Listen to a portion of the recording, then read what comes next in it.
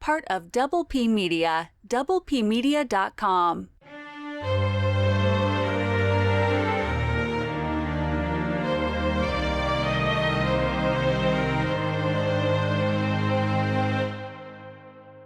Welcome to Bustin' Blockbusters. We are covering, finally, after years of waiting, we are finally covering The Lord of Rings, Rings of Power on Amazon.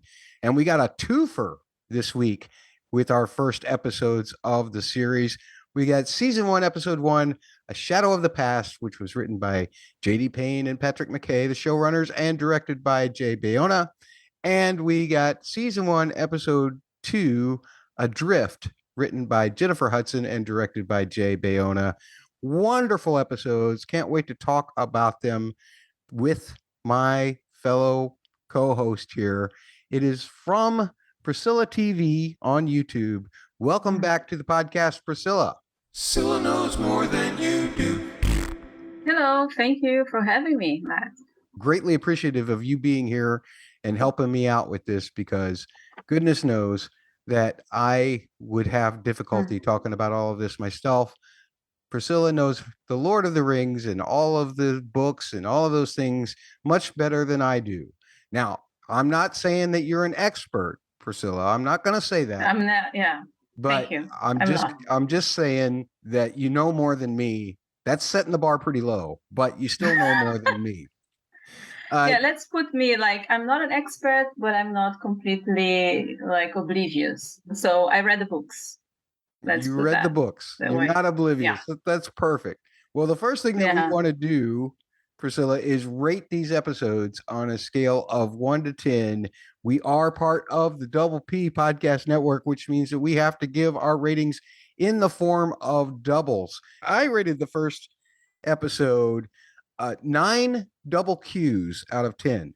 Double Qs? Yeah, that's questioned quests, because Galadriel ain't convincing anybody of the need to keep pursuing the enemy. Everybody's questioning her quest. Yeah. They're actually starting to discover that she was right all along in their own little side journeys. But I adored the intro, the kind of diving into the world. I thought it was a great introduction. I thought that the whole idea of establishing how important this is to Galadriel, with the going to Morgoth's old place, the mystery of the Sauron mark, all of that played out really well for me in this particular episode. Now, before I get to episode 2 rating, I do want to hear your episode 1 rating. Don't get me wrong, I love it. I'm really happy to be back in Middle-earth. I think the series is very good. Nobody can say it's not good. If you say it's not good, you have been hating, or you're really like into the books to the point where you cannot see anything diverging from the books, no? Okay. But I had a couple of grievances with the first episode, less so in the second. So my rating for episode 1 is 7.5 double E's. Oh, of course. Oh, wait a minute. Double E's? Yeah, edgy elves. The series already.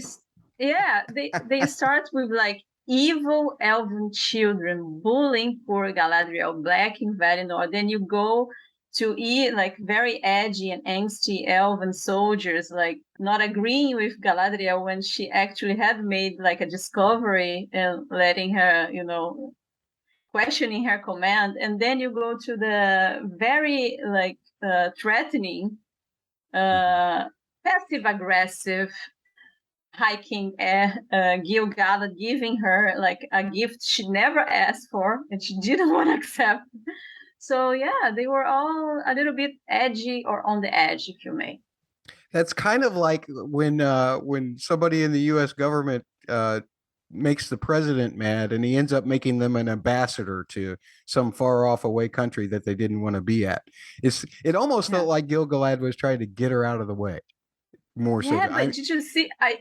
I loved that scene, and I loved the Benjamin Walking, how he delivered his lines. Because when he's crowning Galadriel, it looks like he's threatening her, but you're going, right? You're going. Huh? Yeah. And she's like, okay, I have to. It's like they are mobsters of something. They are like, it's an offer you can't refuse. That's what nobody it is. could. And actually, he sends Elrond to soften the blow. You cannot refuse. Yeah. So, yeah. Yeah. Yeah. It was pretty dirty handed. Well, for my episode 2 rating, Priscilla, I am going to give this. I actually had given the first one a 9 so that I would have some headroom to climb towards 10 if episodes got better, or plenty of low rooms in case the episodes get worse. But I thought episode 2 was actually better than episode 1 for one reason. And that's why I gave this episode a 9.3 out of 10, what I like to call double R's. Double R's? Yeah, resonating relationships. I was so enthralled by all of the wonderful relationships that were demonstrated in this particular episode, particularly the Elrond Durin one. That relationship struck me.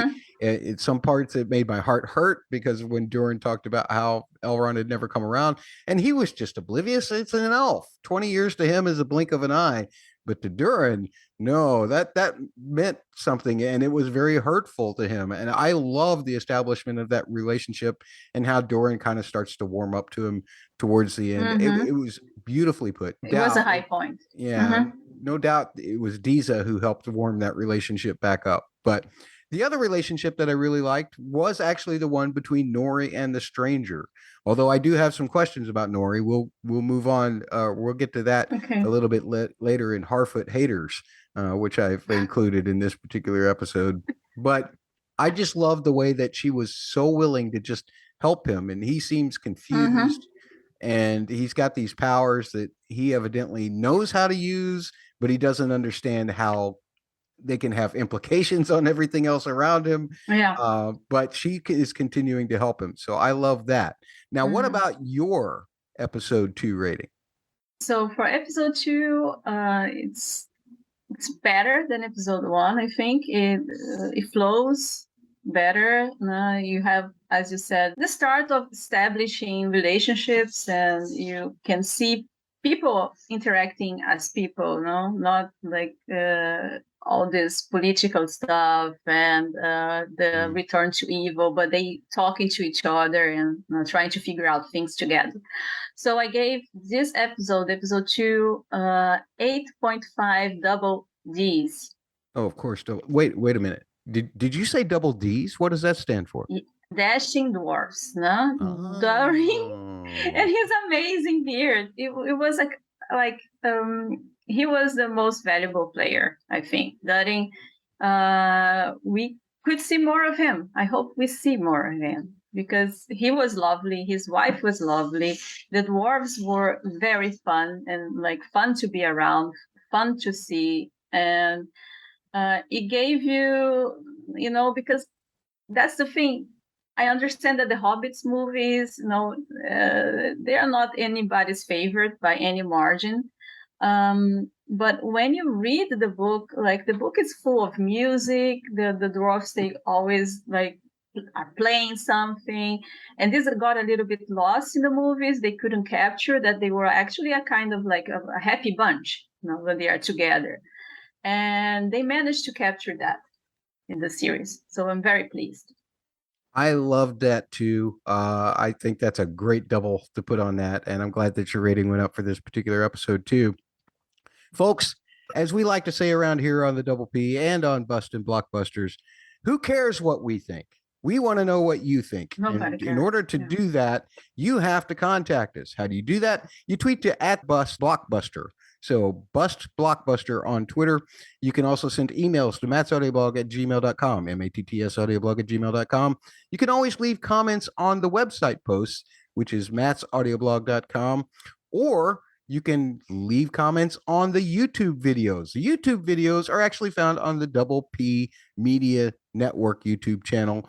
That is simply found by going to the YouTube and searching for Double P Media, or simply youtube.com/c/the word Double P Media.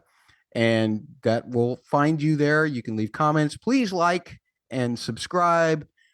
Use those buttons below if you're watching the video. If not, we'd love a review on our iTunes or wherever you get the audio form of this podcast as well.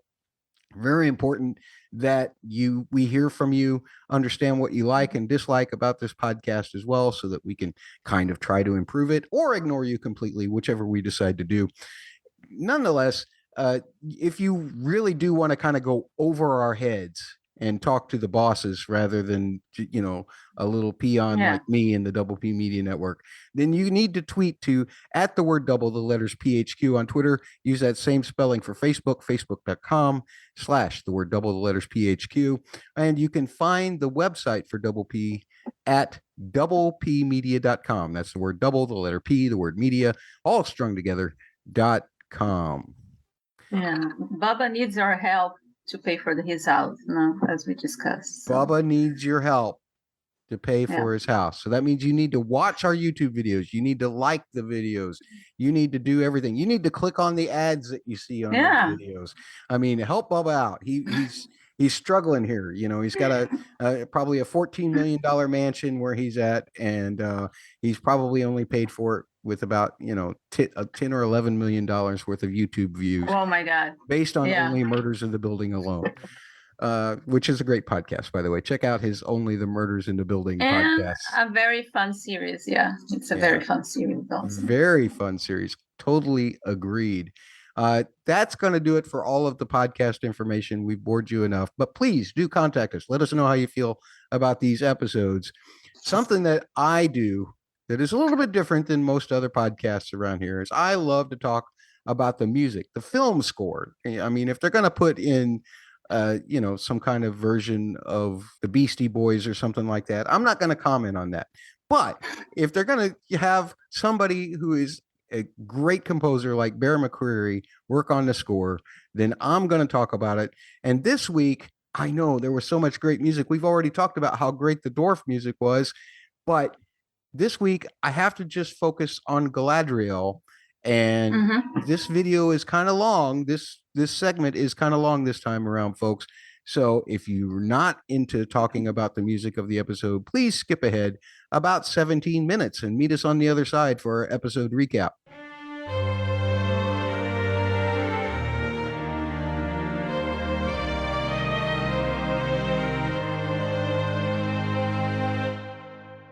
Wow, what a great job by Bear McCreary for these first two episodes to create themes and musical landscapes that really invested you in characters and in locations and in lifestyles. I mean, there's so much greatness in all of this, and I'm not going to get to hardly anything. In fact, I'm going to concentrate mostly on the theme for Galadriel, which originally, after it was produced at Comic-Con, I thought was the main theme of the show. When Bear and that orchestra played it, I thought that was going to be the main theme for the show. Turns out it wasn't. We got a main theme for the show at the beginning of the second episode during the credit sequence. I'm not going to have time to talk about that this particular week. So I promise you, we will get to it. We will break it down because it's really interesting. Hopefully mine and Priscilla's talk about the opening credit sequence will suffice for this particular week. But I really want to concentrate on that theme that we heard at Comic-Con and how we can now specifically identify that theme with Galadriel instead. But before I do that, I just want to say a couple of things. The dwarf theme was amazing. I loved it. I loved the inclusion of the pan flute timbre for the Harfoots, very reminiscent of the melody from Return of the King and Fellowship of the Ring and all of those Peter Jackson movies. That's the kind of timbre that Howard Shore used as well to represent small folk and kind of the folksy kind of lifestyle. We heard a lot of that with Nori and with all of the Harfoots. And so I do want to address all of that in the future. I promise I will, but I do want to concentrate on this Galadriel theme because originally, as I said, I thought it was the main theme based on the Comic-Con performance.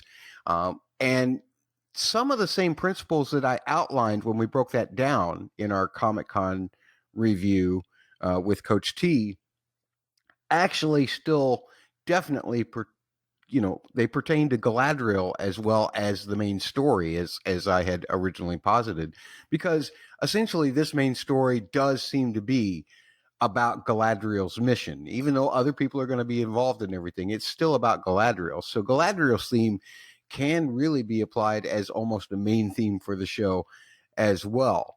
The melodic shape has big jumps in it, and that, of course, means that there's some volatility in the story. It means that big events are going to happen, and sometimes those events go well or they do not. So there's still that representation. And since this is Galadriel's story, she will no doubt be part of some of these big events as we go through the series. So it outlines not only her character, but also her mission very well. And it was all over these 2 episodes, this theme particularly was. And I really, really loved it. There's just little harmonic twists and little ways of speeding it up and slowing it down that you may not even have noticed that it was that theme that was there. What we call those are variations, meaning a variation on a theme, meaning it's treated slightly different harmonically or slightly different rhythmically, or even the melodic shape can be changed just a little bit and can be tweaked to fit the situation. Those are what we mean by variations. One of those variations in the first episode was towards the end, as the ship is starting to approach Valinor, and they start to take their weapons and everything away from them so that they can be ready to pass over to Valinor. And especially when Galadriel is starting to be asked to give over Finrod's dagger, there was a particular moment where the theme was really represented well there, changed slightly harmonically in order to fit the the mood and the storyline. So originally at Comic-Con, you would have heard that part like this.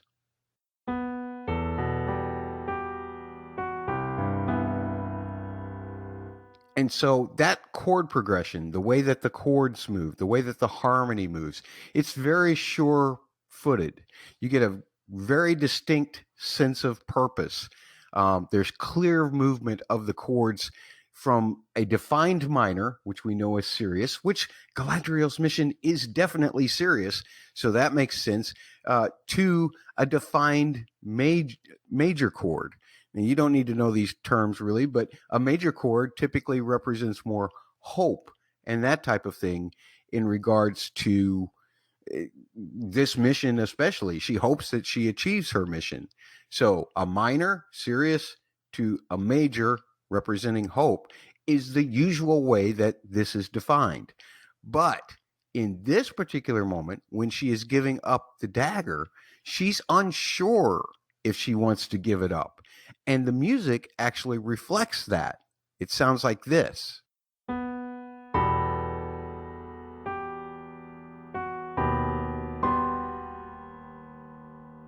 So here, instead of a solid footing to a solid footing, there is this half step down from the first chord to the second chord. Just one little space on the piano, like from a white note to a black note right next to it, or from a black note down to a white note right next to it, or whichever way you want to look at it. But just a very small movement of the chord rather than this distinctive jump that clearly defines major and minor. Instead, this time around, we get this half step down, which almost feels like something is kind of sinking out of it. It gives you a kind of a sinking feeling. It also feels sad, or at very least bittersweet, because this is, the whole idea of Galadriel changing, giving up her mission, not having the one thing that she has of Finrod left with her. And that is, kind of bittersweet for her, of course. And she's still unsure whether she wants to be there. So there's some tension. And we do get the usual first chord because her mission is still there. And she knows it. But then you get that slip down that represents a 5 chord in some ways. And it also has some diminished chord colors within it. Now, you don't need to know all of these names and everything, but I'm just going to tell you that when something represents a 5 chord almost always wants to resolve back to the 1. One of its functions is to get us back to where the home key is. And because we don't have that kind of resolution in this, everything feels more resolved or unresolved, pardon me. And then with the diminished colors in it, again, you don't need to know all of these names, but a diminished chord is something that is built that is usually very symmetrical. And there was this guy named Pythagoras. He worked a lot with triangles, but he also worked a lot with the mathematics of music. And one of the things that he found was that we humans do not like symmetrical constructions of our harmony.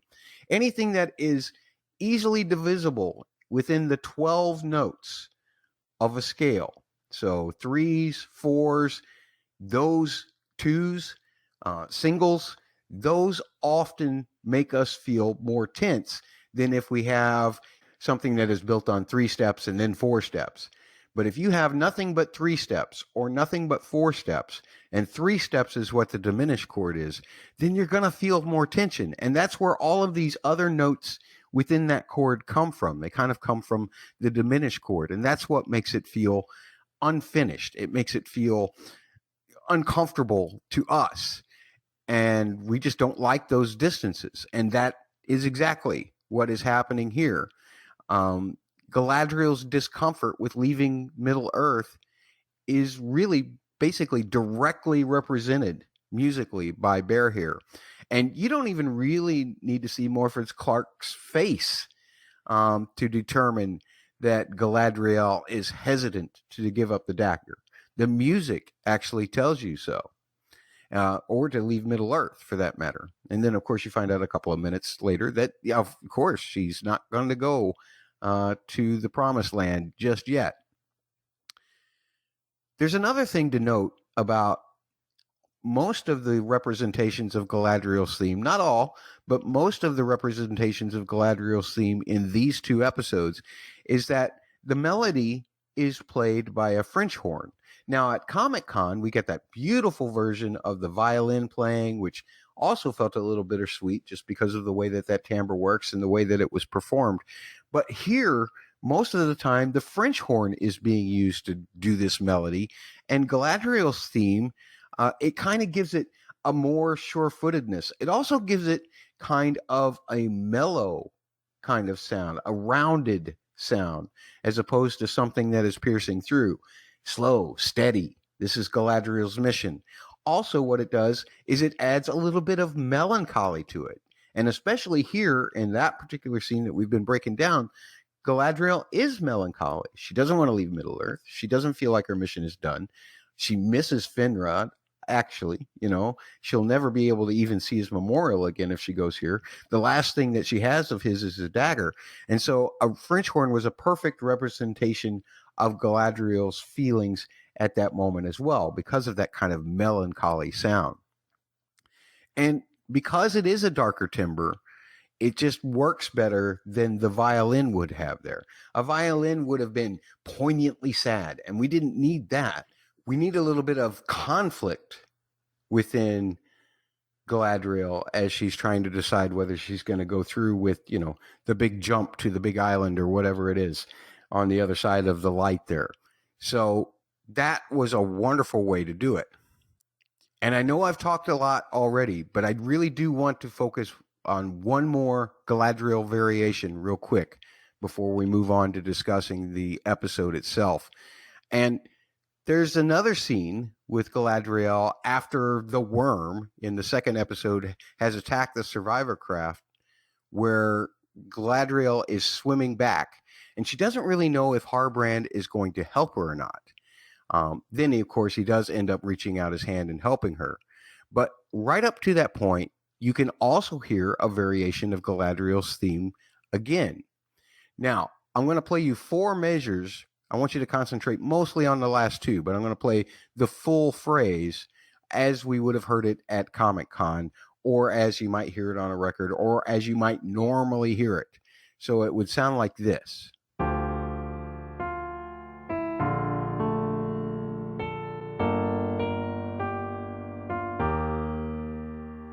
Now, once again, I want you to concentrate on just those last two measures, because that's where this variation comes from. There's a note at the bottom of that second chord.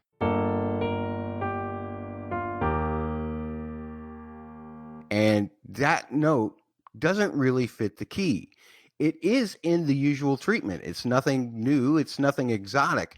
But what that does is it's meant to create a feeling of unresolvedness, just as Galadriel's mission is unresolved, even in its normal form.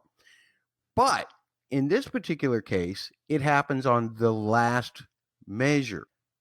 In the version where Galadriel is swimming back to the raft where Halbrand is, that is the note that stays underneath the entire phrase as opposed to just to the last measure. And what that does is it creates extra tension. It's under everything there.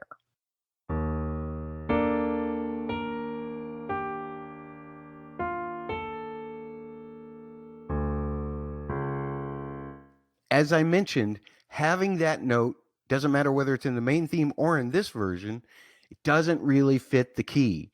And so therefore it creates a tension, and it creates a feeling of it needs to go somewhere. It needs to resolve. It needs to get back to the one. Here it does, but only at the very end. And then the bass note actually keeps moving on. But it's those little extra tensions that cause it. And the fact that the whole phrase is placed over the top of that really represents well the fact that as Galadriel is swimming toward that raft, she doesn't know if she trusts Halbrand. She doesn't know if Halbrand trusts her. And most importantly, she doesn't even know if he's going to let her back on the boat. And so it starts to resolve just as he extends his hand out and starts to pull her up on the boat, which is something that I absolutely loved the way that Bear did this. It was fantastic. One other thing to note about this particular piece of music is that you'll notice there were no French horn timbres playing the melody. There were French horn timbres in there, but the instruments that were used primarily to play the melody here seemed much more like woodwinds or violins or strings of some kind performing it. What that does is, as I mentioned before, the French horn feels sure-footed. It feels rounded. Well, these other timbres, especially the woodwinds being added in there, and the addition of the strings in there too, but all of that creates a vulnerability. And let's face it, this is the most vulnerable that Galadriel is, probably, in these two particular episodes. I don't count, she took care of the troll pretty darn easily, so I don't count her as being very vulnerable there. But here, her fate is totally in the hands of a complete stranger.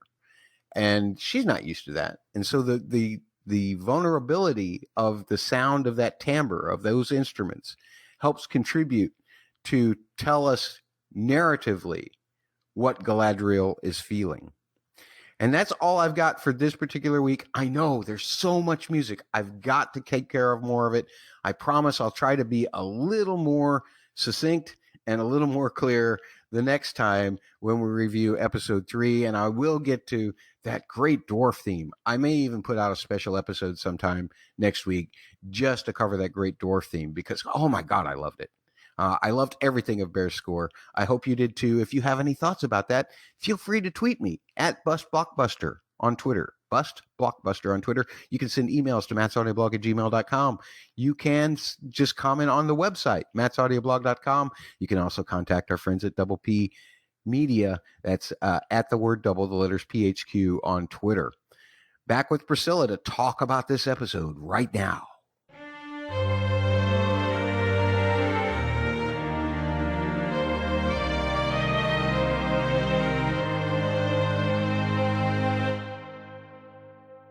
So the first episode, what I did with the breakdowns this time around is I kind of grouped storylines together, but I did separate them by episodes so that we can take little breaks in between, because we're going to be playing our famous game, What's Worse, in between our episode recaps. What's worse? Which storyline would you like to start with first? No, I think you can go chronologically. Like we can start in the prologue and go from there. Okay. Well, the prologue does happen, and it's basically a bunch of history lessons. It's a glimpse of into Galadriel's childhood, replete with metaphors from her brother about rocks and ships that, and basically, you know, how to go down into the darkness and counter even that with the darkness can be bright when it reflects the light, and you don't get the lesson of that story until the end of the episode. But the moral of the story is really just, i.e., choose wisely, Indiana Jones. Make sure that you choose the correct chalice to drink from. Then we get the story of how the War of Wrath, or essentially Morgoth, who is the OG bad guy in this world, started to do all kinds of bad things, like putting the lights out in the trees. Then we see the fact that the elves are going to fight back. We see the Oath of Fëanor is taken. Now, I have a question for you, Priscilla, because I thought I saw Finrod at the end of that line that we saw, but was that not Finrod? Yeah. I don't know. I don't think it was Finrod. I think when I was watching the trailers, I really thought it was the old Oath of Fëanor. Yes. All the signs pointed, like you see elves with swords. It's dark, so the lights are gone in Valinor, and they're obviously Noldor, like long hair, like dark haired. So I really thought it was the Oath of Fëanor, but the way the narration of Galadriel goes about it, she doesn't mention an oath. She just says that they were going to war somehow.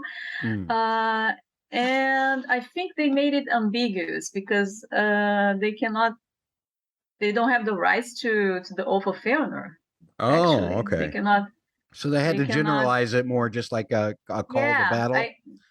That's my understanding. They have to make like the images match what you think the Oath of Fëanor would be, because you have them branding the swords and stuff, but not necessarily be the Oath of Fëanor. And I don't think it was Finrod. I think Finrod has like a more distinct face. I might be completely wrong here, but I think they left some ambiguity for us, not to say, oh, that's the Oath of Fëanor, or that's just a bunch of elves branding their swords. All right. So just saying, we're going to war is basically what they're saying. Okay. Well, see, here's the thing. You may say that you think you might be wrong, but the truth of the matter is that I've said the opposite. And usually when somebody's wrong, it's probably going to be me. So I'm going to go with that as we move on to, basically we see a great battle in the War of Wrath. We do see Finrod fighting in that. And he's taking on some orcs. There's a lot of terrible things happening there to elves and orcs. Poor orcs. They get so slaughtered sometimes. Nobody thinks about the orcs. Yeah. So like, nobody ever considers the poor orcs. Orcs of Winterfell, who we love on Twitter. We're thinking of you in this particular case. But nonetheless, that stuff, battle happens. We see that one iconic shot of everybody kind of, I guess they're floating in water, or maybe they're floating in the air. I don't know. I honestly thought that was going to be the end of Numenor, because we know that we're going to get the end of the fall of Numenor at some point in this series. And I thought that was what that shot was going to be from. I thought they were just floating in the water and Numenor was going into the ocean and it was all a fire and everything. Evidently not. Yeah. Evidently, a lot of people originally suspected that it was from the War of Wrath. And I kind of thought that. Yeah. And then corrected myself, and now must correct myself again to say that, yes, it actually was from the War of Wrath. Lots of aftermath shots. Of course, we get some stuff from the trailer of Galadriel. Just a second, Matt. I just wanted to say that, like, I really like the battle, the few battle shots we had. Like, we have dragons, I think. Like, the visuals were very, very good, and it's a pity that it's just like 10 seconds or so, because again, it's a material they don't have technically the rights to. But I can only imagine, like, when we are going to see the wars progressing in the Second Age, how amazing they must look like in the future. So it's kind of like they're just hinting, of what we might expect. Yeah, everything in this episode to me was just visually stunning. There's no doubt that the money went into it for certain. Where was I? So we get some shots for the trailer that like Galadriel putting the helmet on top of the pile there. But something that really struck me from that time was when Galadriel said, the elves had never had a word for death up until this war, and then all of a sudden now they had many words. I thought, oh man, that's heartbreaking. Here's a group of immortal species almost to a certain degree suddenly facing mortality. So I thought that was pretty remarkable. I think it was like a good way to make the audience understand the absurdity that was like for them to go to war when they like are basically immortal. So it's kind of like the deaths, they ring a little bit stronger in a way. However, canonically, it's not. I don't think they didn't have a word for that, because actually there has been death in Valinor previously to that. So, but it's like it's connected to the First Age, which obviously they don't have the rights to. The Silmarillion. You can see how many people died for the elves who chose to go to Morgoth against Morgoth in Middle-earth, because most elves, they chose to stay in Valinor, but the elves who chose to go, they were engaging in battle already in Valinor, and this was very shocking to them because Valinor is the Undying Lands, so people are not supposed to die. That's like one of the rules.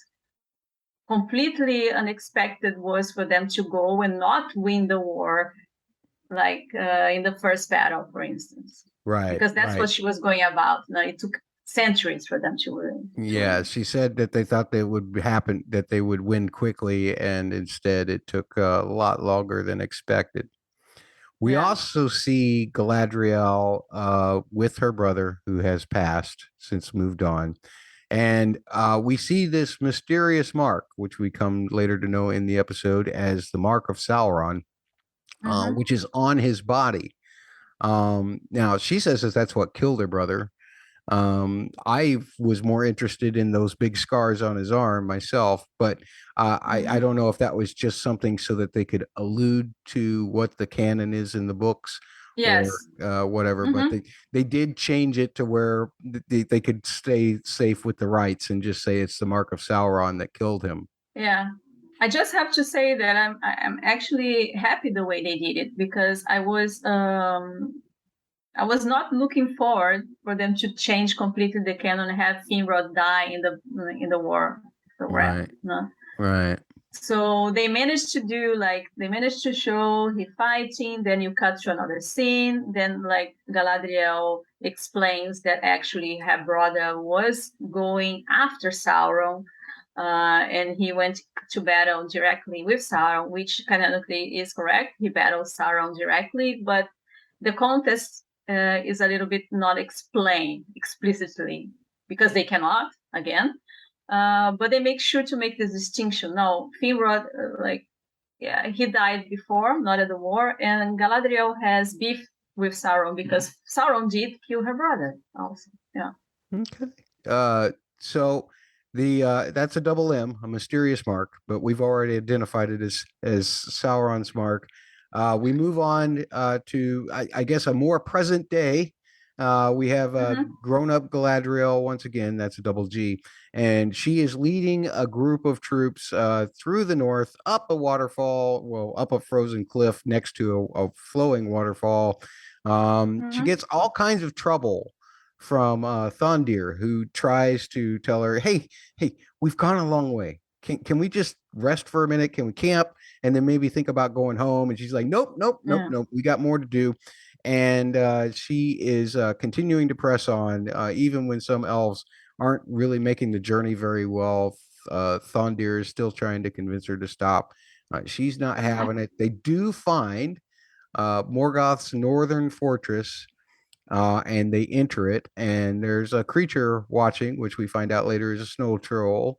And the orcs were involved in some magic there. That was very interesting, seeing the orcs in the walls, and that Sauron had left his mark there, which I guess Galadriel's putting it together. Can we put together that whatever magic that put those orcs in those walls probably had something to do with Sauron also, and why nobody can seem to find him right now? I think that's the mystery, right? What Sauron was doing there, and where is he? Yeah.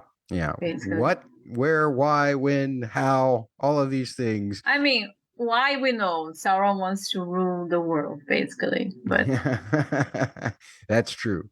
Now, Rion is the one who ends up discovering the snow troll, or the snow troll discovers him, vice versa. It doesn't matter, resulting in a lot of hurt elves. But also, we have Galadriel performing her first double T. Double T? Yeah, a troll takedown. And Galadriel wants to go further north after Sauron, but her troops basically do a mutiny and say that she has no choice but to give up her mission for now, which she does. What I loved about this is that this whole sequence, before we get anything alluding to whether it's even the Lord of the Rings, in terms of a title, 17 minutes of an opening sequence, which goes from the prologue all the way through all of this stuff. That was a huge chunk of story, and they did it fairly economically. But I was just, when I looked up, I'm like, oh my gosh, that much of the episode's gone already. It felt like it just happened. So I really liked that, the speed in which we were completely thrown into this world. Yeah. I saw some people like saying, you have different perceptions. Some people think it's too slow. Some people think it's too fast. I think most would agree that they actually did the way you said, economically, but it was well done. Like, establish a lot of things, no? And it can also lead to some stupid conclusions that somebody with my mind will have. Like, I really think these guys that rebel against Galadriel, maybe they have bullies, you can make like, so that's kind of a connection that you could make there, you think? I think so. Because let's be honest, Galadriel was a good commander. She helped the guy when the guy was falling. She saved the order from being attacked. They didn't have any reasons to complain. They just complained because they were like cranky and and they didn't like her. Yeah, resented her leadership. Because I think it's already established that people, like, from the first scene, they are established that people have a problem with Galadriel's authority. Right. Galadriel is a little bit different. She's a little bit set apart, and people and they always look at her as like, that one is a little bit strange. So they kind of they're not being subtle in establishing that, actually. So I don't know where they're going with it. I hope poor Galadriel gets like things done, and people start saying, "Okay, Galadriel, you're right. I'm sorry," but I don't know. I don't see that.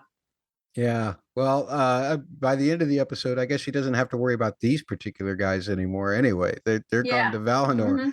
They're bathing in the light as she swims away. But in this particular case, her and her troops, they do return. They return back to Lindon, which is the capital of all elves. Evidently, it is also the home of the High King Gil-galad. Elrond, who I can't really tell if he's kind of on the outs with Gil-galad or not, but he's told that he's working on a speech, which ends up being the speech that is sending Galadriel away. But he's working on a speech, and then he's told that the High Lords, he's not included in the secret meeting, evidently. So I don't know if Gil-galad just doesn't think he's ready, or if nobody likes Elrond or whatever. But I like the guy, and as soon as he hears that Galadriel has arrived, he goes down to see her. And I loved that painting of Valinor, the arrival to Valinor. that Galadriel was standing in front of. I thought that was fantastic. And I love how they speak of Valinor and everything. And really, when you look at it from a few minutes later perspective, you can see that Elrond is kind of setting her up for what they're going to do, right? He's talking of the gloriousness of Valinor and all of that. And a place he never seen. Yeah, and he's also setting up the fact that King Gil-galad doesn't really appreciate the fact that she's been gallivanting all over Middle Earth, searching for Sauron in a way.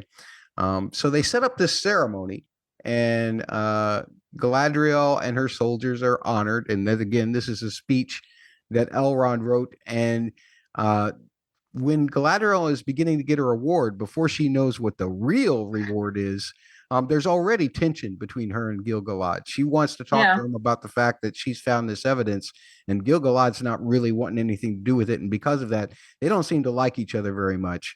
And then Gil-galad makes this great announcement that all of these fine troops, because there is no more enemy, is going to be sent home to Valinor. They're going to get to live the rest of their lives in eternal peace.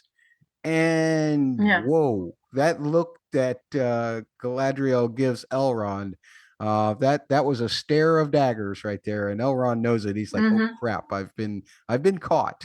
But I really loved this. Out of all of that stuff, I really loved the chemistry between the actors playing Elrond and Galadriel. I love this wonderful play out of what seems to be a pretty deep friendship that is shared between the two of them. And how later on in this episode, we see that Elrond really only did all of this because he does care about Galadriel as a friend so much. I really like how they set up everything. I really like how they executed.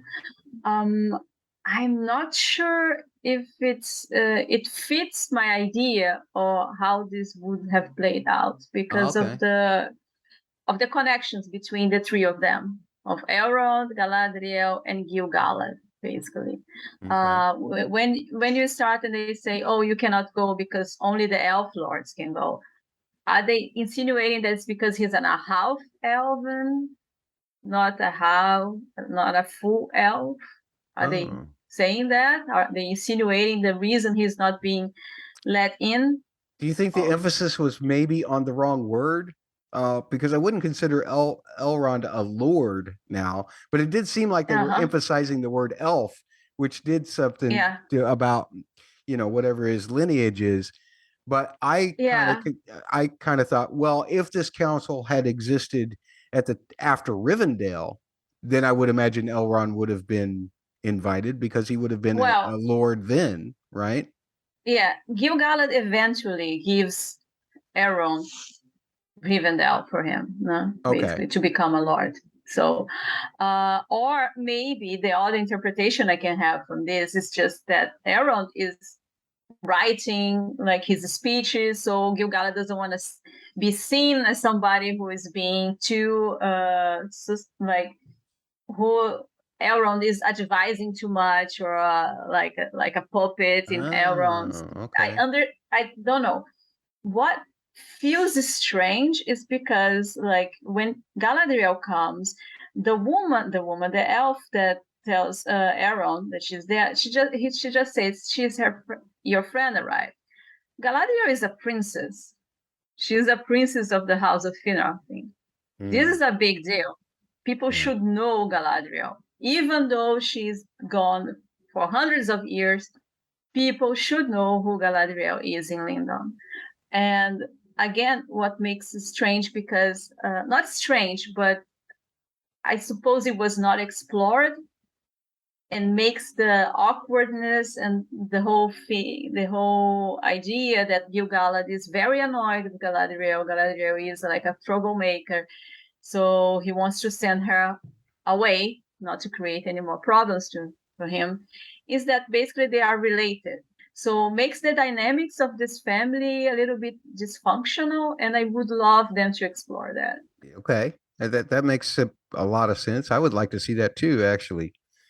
And evidently, though, after a talk that Elrond has with Galadriel, and I loved all of that. The shot of the memorial to Finrod and everything, and her saying, "You have not seen what I've seen," and he's just like saying, "I want to be your friend. I'm trying to do this for you," and there's no getting around it anyway.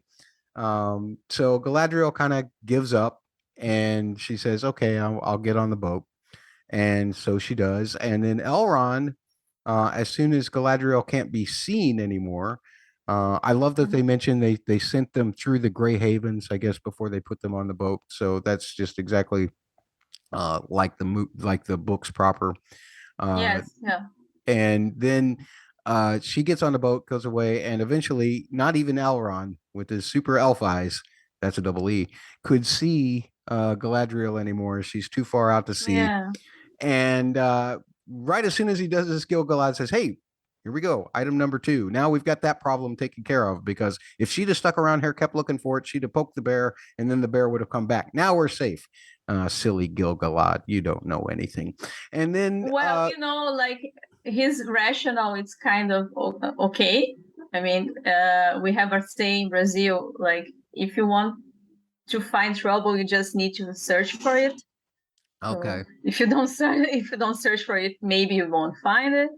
But it's kind of like they are in denial too. No, they are all in denial. They're kind of like, which is understandable, I think. Yeah.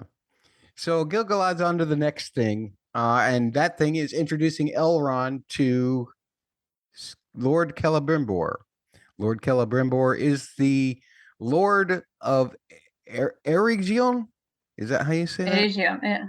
And he is he's kind of like the head artist. He's everybody's inspiration for head art, short of some legendary figures, which we'll talk about shortly in the next episode. It's funny because Gil-galad already dumps Galadriel in Valinor, then she dumps Elrond with Celebrimbor. So it's I don't know what Gil-galad is doing. He just don't want to be around people. Evidently, evidently. Yeah, he doesn't invite Elrond to the council. Next thing you know, "Hey Elrond, how about you go on a trip too?" Just get rid of all of them. I'll sit here and run this place by myself.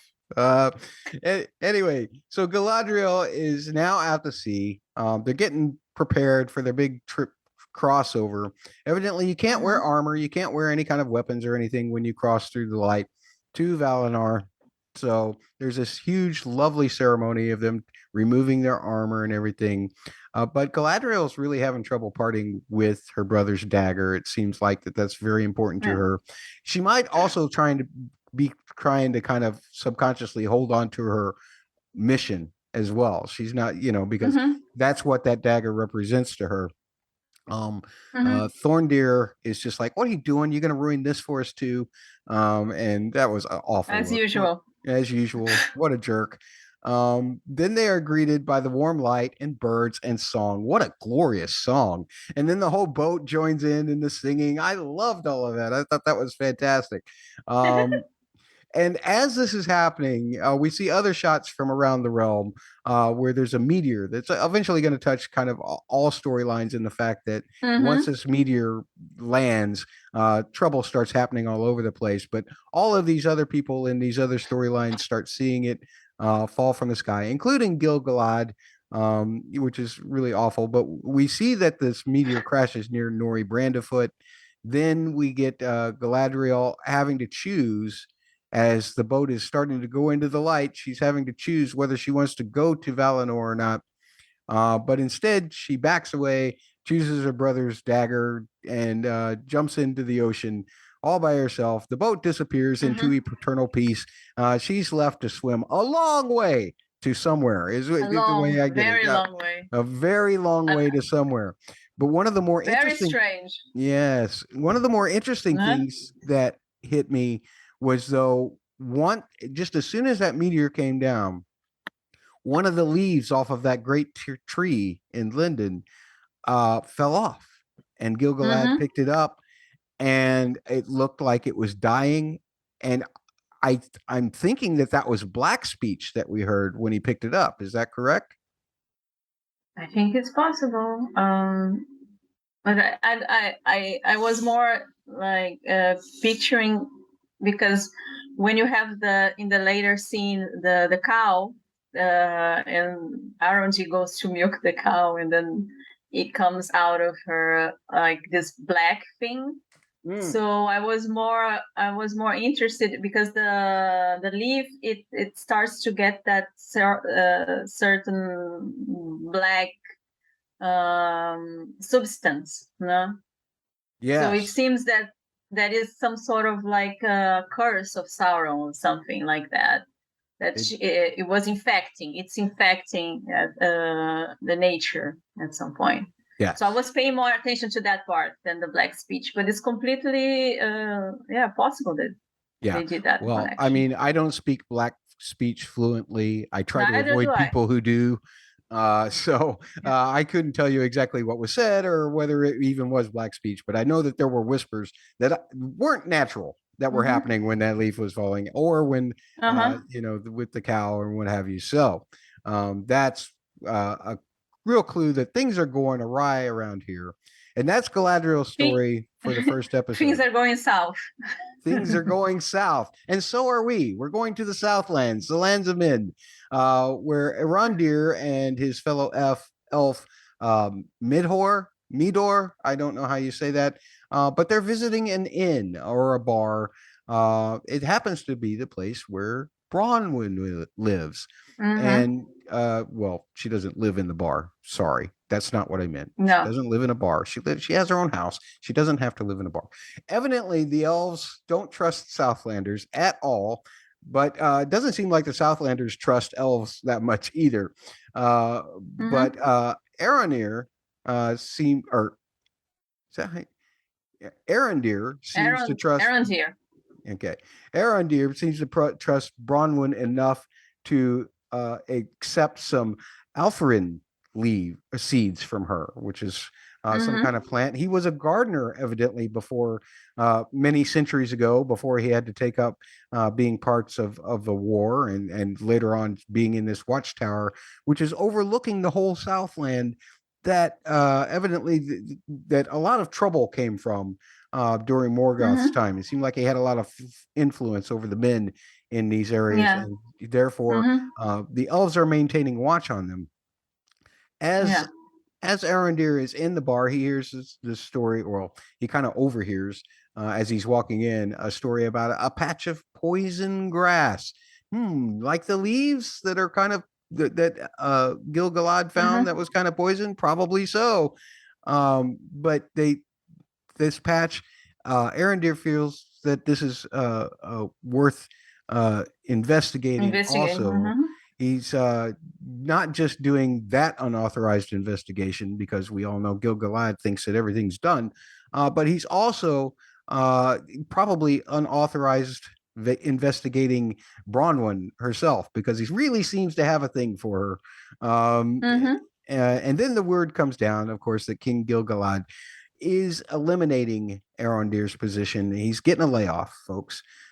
He's urged by everyone at the watch that the people that he likes are bad. They're all bad. They're just bad. That's it. Yeah. Very bad.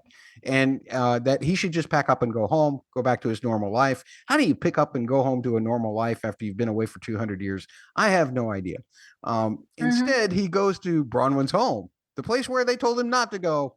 And we see her son Theo is evidently hearing scraping and scratching at night, which we find out later is orcs tunneling under the whole town. And anyway, Arondir basically admits that he loves her without actually saying that he loves her. He tries like 7 times, never gets the words out, until that pesky poison patch, that's a triple P, of grass comes around once again, as a farmer shows up with this cow who evidently ate some of it, and Arondir has to go investigate. after we get some milk that is not chocolate milk, even though it's dark. So, so that was really, really gross, ugly stuff coming out of that cow. That poor cow. Nothing much you can do for it. No fever, nothing else. This is just the grass. It's the darkness. So whatever is seeping into the world has seeped into this cow and now has seeped all over Arendir's hand. Ew. And therefore, we've got a whole lot of grossness, black milk all over the ground too. So my question is, if the milk got spilled all over the place, is that part of the area now dark or is that part of the area now poison as well?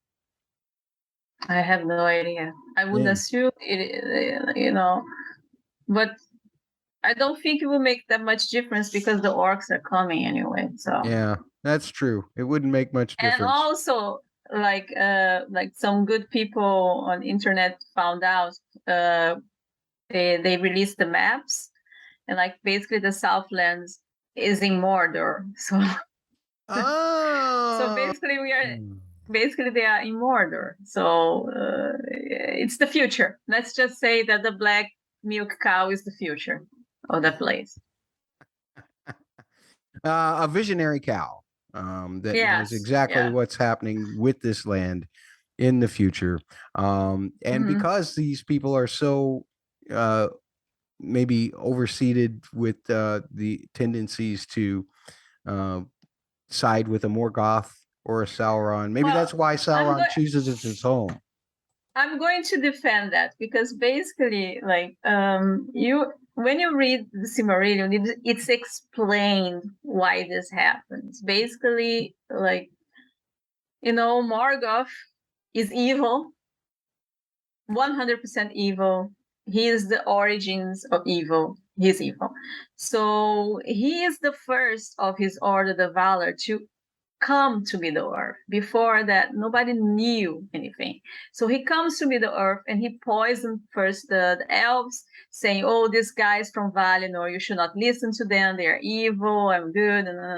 So when the Valar goes to Middle-earth to convince the elves to go with them, about half of the elves don't go because of Morgoth, because Morgoth said that they were evil, and also Morgoth starts to do evil things in Middle-earth. So some elves got scared of receiving all these visitors and stuff. So Morgoth has been in Middle-earth for a long time. So when the men come, are awakened, Morgoth does the same thing. He starts sending his spies. He has spies everywhere. He keeps telling them lies, and he eventually enters in some alliances. But like half of them, they are being lied to, and there is also some implication that there is some sort of how do you say that some are being blackmailed or whatever. Morgoth has the family. There are several tactics that Morgoth uses to convince men to side with them, and some do side with them, but it's not because they are evil or they're inherently evil as the elves think in this particular case. It's just because they were lied to. And now that we are in the Second Age, and what we are seeing in the series is that because the elves are immortal, they have a tendency of not letting things go, of not understanding that maybe, through the generations of men, that you are not responsible for a thing that your great-great-great-great-grandfather did. Oh, but their blood is in your blood. You are bad. Exactly. You are bad. That's what the elves think. Yeah, so the elves have this point of view, apparently in this context, and the men will start to resent the elves. Well, they keep telling me I'm evil, so why not? I just want these guys out of my land, basically. As we continue our story here, I have a perfect counter for you why you're completely wrong, Priscilla, because rather than, even telling her son that she's going away, when Arondir decides that he's going to go investigate all of this, Bronwyn just picks up and leaves with him. That's not good. No. I mean, what are you talking? She says goodbye. Let's I just heard say that. goodbye to him. Yeah, she says goodbye to you. Yeah. I'm going to go to another town far, far away. You can take care of She yourself, goes right, Thea? running. She goes running. It's not that far. Come on. She goes running. And the same day she returns, it's not that far. The guy is already like he's 13, right? Theo. So it's time for him to be more responsible, take care of the chickens and stuff. Yeah, well, he does As real a well with that. mother, What kind of a parent is Bronwyn anyway? Because all he's doing is walking into other people's barns and stealing things. Uh, anyway, I think that guy is evil. Yeah. that guy was the one who stood up to Arendir in the bar that Theo No, is a friend Theo, with. I mean. Yeah. They are both evil, obviously. Theo's evil too? I'm I'm still so. thinking of Theo as a victim right now. I'm thinking of him as a teenager who likes to cause trouble, just as most teenagers do. But he's got some bad friends. He's got some bad influence here. Uh, because him and his friend they're going to a barn that they have no business being around, and evidently Theo has been there before because he does like stealing things, evidently, which I guess is not a good stroke for him. If Bronwyn was a more attentive parent, maybe he wouldn't be in such trouble. At any rate, she's a single parent, poor girl. okay, well, yeah, the responsibility. She's got to make medicines and all that stuff. She's a healer, by the way. Anyway, Theo wants to show this guy a sword that he's evidently found before. Evidently, then also the barn owner is still skulking around, or somebody is, and they hear him. And like all good friends, his friend just runs off and leaves him behind. He did tell him to go, but you don't do that to your friend. And then Theo's sitting there holding the sword, and as he does, the mark of Sauron appears. It starts glowing. It starts showing all this stuff in his eyes, and we don't know exactly what's happening around, but it's definitely the same Sauron mark that we saw at Morgoth's castle, the same one that we saw on Finrod's arm. So we've got something bad here that Theo has in his possession. That's why he's evil. He has an evil sword. Another evil sword. How many evil swords do we possibly think we might see in this story in the hands of men? 9? 9 for a certain group of people. So let's just say this right now. Is Theon, I'm back in Game of Thrones mode. Is Theo is Theo going to be one of the Dark Lord's 9 kings that ends up hunting down towards Frodo and Sam and all of those guys? I sure hope so, because the Southlands is not a place where you can have that many job opportunities for young people. So for any people, unless you want to be a slave or be transformed into an orc. You can become a transformed orc, I suppose. Between Sauron and the elves all around them, there are not really that many opportunities. And Theo is already like, his father didn't want anything to do with him. His mother is overworked and she's trying her best, but Theo has found a sword, and the sword is maybe his calling. So if he grows up to be one of the Nazgûl, I feel almost that is like it's the best case scenario for that the boy. Like, he doesn't have many options. Come on. It's socially injustice society there, and he's been forced into this situation by the oppressors around him. Defund the elves, defund the watchmen, defund the watchtower right now, ladies and gentlemen. Defund them all because they're doing nothing but trampling our youth into horrible things, giving them no opportunities and except to become crime lords, and that is exactly. He's being raised in a reservation, basically. He's on a reservation. Well, so when he only put it like that, now I'm all depressed that I was making jokes about it. Come on, Priscilla. No, come on. He either moves out, which obviously he doesn't have the intelligence to think, oh, maybe I should move out. No, this place is a dump. Or he becomes a slave to the Dark Lord, or he becomes a king. This is a disclaimer. Matt does not actually feel any bad feelings towards Bronwyn or single parents. This was merely for a joke. Please take it as a joke. This has been a disclaimer. Come on. Well, I just have to imagine that none of this would have happened if Bronwyn had just not run off with Arondir or Arondir. I think that just what a terrible parent. But anyway, they get to her hometown of Stop Hodern. shaming her. They get to her hometown of Hodern, which is the infamous center of all evil, according to Arondir. Arondir. I can't say Arondir's name. Arondir. I don't care. Hordern is a place where they go, but they find it destroyed. This is kind of upsetting. What happened there? They think maybe it was an earthquake. They think, well, we'll talk more about that, I guess, when we talk about the next episode. But that is just awful. They see this meteor streak across the sky. I wonder if for any moment they thought, oh, did this happen because the meteor hit it? No, probably not. They didn't think that. No, I don't think they did that connection, and it seemed that it was already before destroyed. But I mean, according to Arondir, that's the center of all evil. So why would he be concerned that evil people disappeared or died, possibly? Yeah, that's a good point. He should be happy.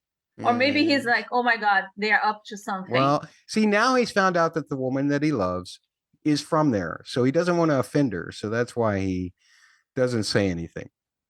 No? Okay. I mean, I think he should, according to you, he should offend her for being a terrible mother to a terrible son. Yes. So, I don't know, Matt. Broly did nothing wrong against you, but you seem to have something to be against her. Be perfectly honest, I think the Bronwyn is one of the strongest female characters I've seen on TV for a while. So I love her. Oh my God. I love her, but I have to give her trouble because of that, because that's what I do. I pick on the people that I love. It's tough love. It's tough love. Yeah. You want her to be better. I just want her to be her best self possible. So anyway, so that kind of concludes their storyline. Then we go to the wildlands in the Anduin, which I cannot pronounce that name that starts with an R. Not even going to try. A couple of hunters are passing by a Harfoot clan camp before moving on, and we have the leader of that camp, Sadak Burrows, is consulting his book to make sure that this aligns with whatever they're supposed to do. It doesn't really seem to. Doesn't seem like it fits in the thing. What he was planning, or the analogs, or whatever that it is that he's studying. But he's going to assure everyone that travelers were just lost. They weren't supposed to be here. It's just a happy, coincidence. Nothing to worry about. Nothing to see here. Move along. Meanwhile, Marigold, who is Nori's stepmom, is worrying to her husband Largo, who is Nori's father, about said Harfoot, Nori Brandyfoot. And evidently Nori just takes the little ones along, which I'm assuming is Largo and Marigold's children, takes them along wherever they wherever she goes. Which this girl, I mean, my gosh, Nori Brandyfoot, she is nothing but trouble. Turns out that the kids are fine right now. They're just exploring places they shouldn't be, but that seems to be Nori's MO, just doing things that she's not supposed to do. Which brings me to my Harfoot haters. Harfoot haters. Yep. Now, this is going to go into episode 2 as our coverage of episode 2, but I want to put this in now because I want you to know that I am anti-Nori Brandyfoot. Not because I don't believe that Harfoot shouldn't be in the story or whatever, but Nori is a meddlesome, crazy creature who messes with things that she has no business messing with. Because she's curious? Come on. Why are you not scared of some giant man who lands in the middle of a hole where a meteor fell? Why are you not scared of somebody who creates fire whenever he wakes up or whenever he is asleep? But then also when he's awake, it goes away conveniently for him. I mean, fire that's not cold. What makes sense about this, Nori? Why are you not running in the other direction? You should be going the exact opposite way of all of that. Poppy is correct. Nori is a horrible Harfoot. I think Nori, as I said before, I don't hate the Harfoots. I don't know them very well. So now that I know them better, I can safely say that they seem to be lovely people, a little bit more on the like hobo, side of things, more, not really into working too hard or too conveniently. I don't know. They're like they have their own culture. They are doing their own thing. They keep for themselves. And in this way, in this sense, yes, Nori seems to be very curious about the other worlds because she's basically being raised in a cult. No?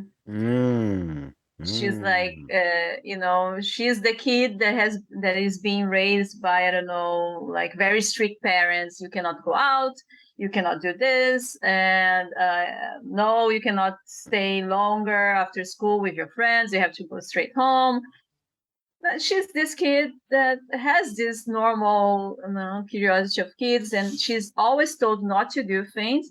And basically, they need to let her go a little bit. Okay, so what you're telling me, yeah, let me get this straight, Priscilla. What you're telling she's me is normal. this story has nothing to do with magic, with elves, with dwarves, with awful creatures. This story, if you take Nori and you take Theo, this story is nothing but a CW story about oppressed teenagers. Is that what we're saying here? Well, you have the symmetry. You have Nori, who's a female oppressed teenager from the good side, and you have Theo, who is an oppressed teenager that is becoming an incel, basically.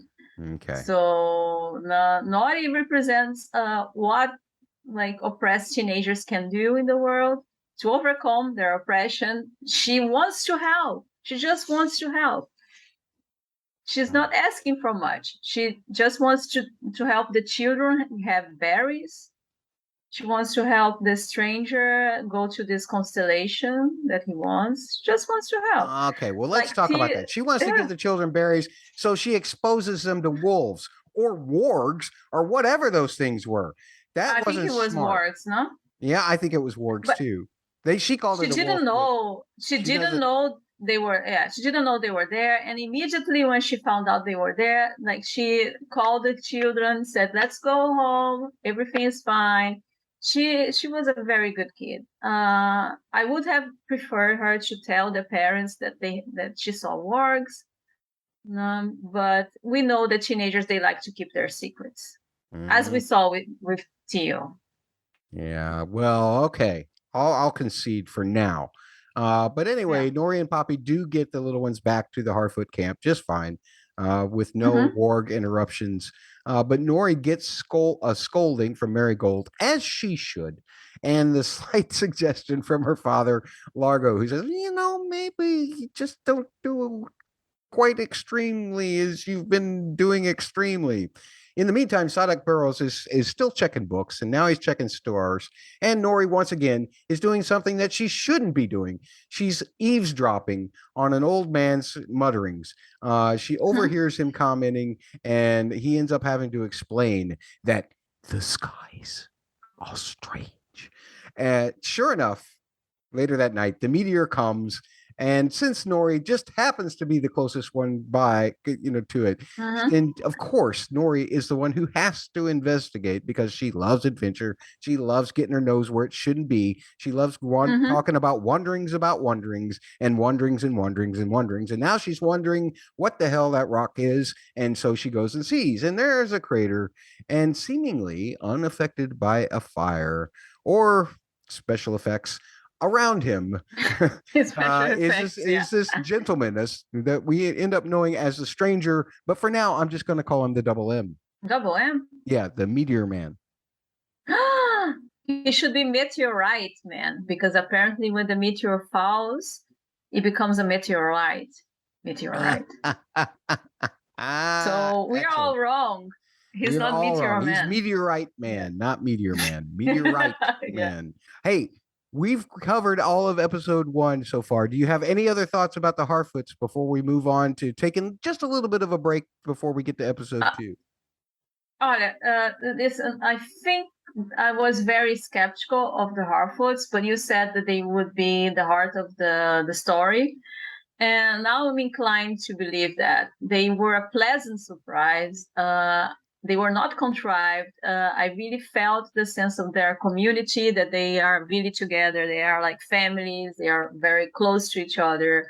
I was actually fearing that we would be like they singing, like, like they would be breaking a song and be all goofy or around or like used merely as comic relief. But no, they are refreshing. And I want to see more of them. And I was pleasantly surprised by their Harfoots. And yeah, I like them. Excellent. Well, I love that too. I actually did find myself, despite my sarcastic comments about Nori and being a Harfoot hater, Yeah. I actually love Nori. I love the culture that is kind of very economically once again represented. And I love I did find a lot of humor, even though it's not, that doesn't feel like their purpose, but they are a funny group, which is great. The same way that the Hobbits would sometimes seem comical in some of the Peter Jackson films as well. But not just there for that sole purpose. But the conversations between Malva and Sadak about what it means in relation to the books and everything, which happens over the course of both episodes. I absolutely love that. Just a little town bickering. Here's the mayor. He's walking through. Everybody's got a problem that they want to talk to him about. I just love that. I think that was a great.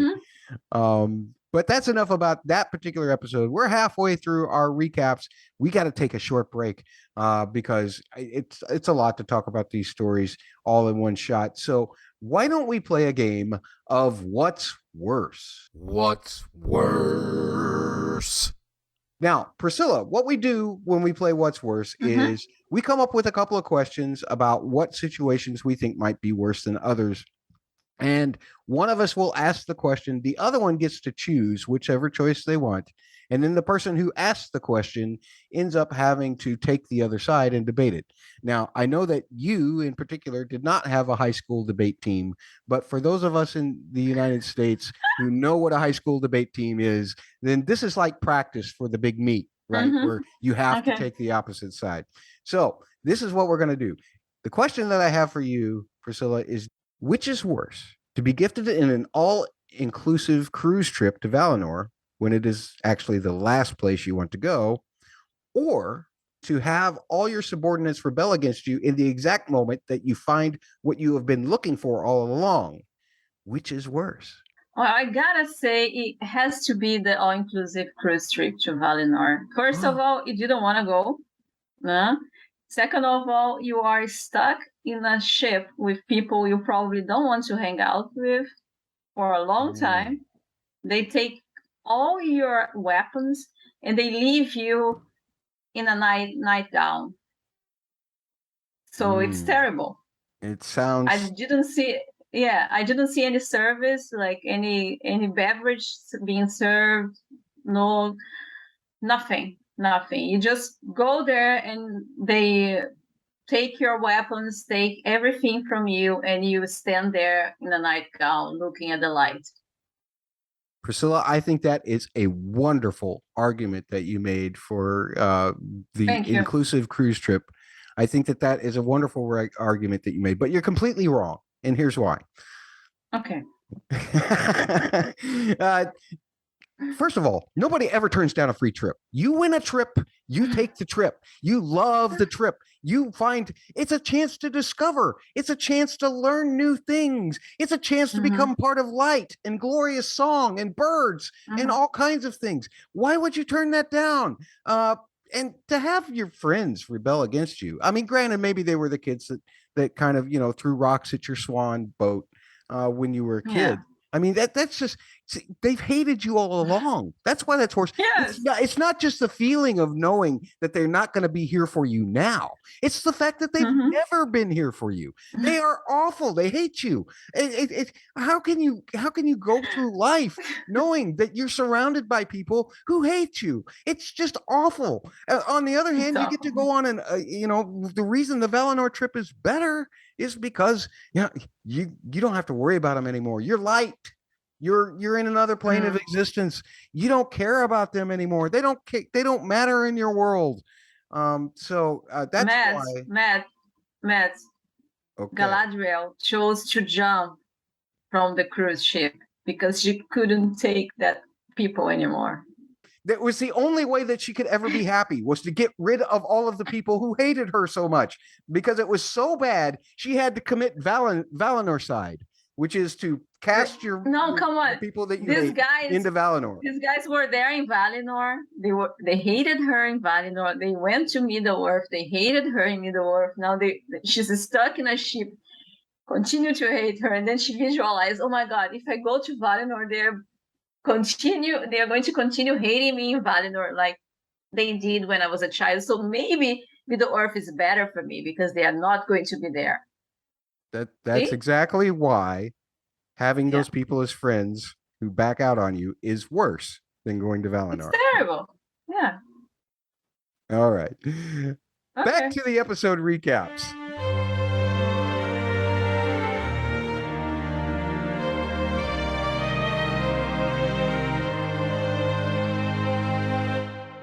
Now into episode 2, Adrift. Gee, I can't imagine why they named the episode Adrift. Can you? I mean, it had nothing to do with just being on a raft for half of the episode.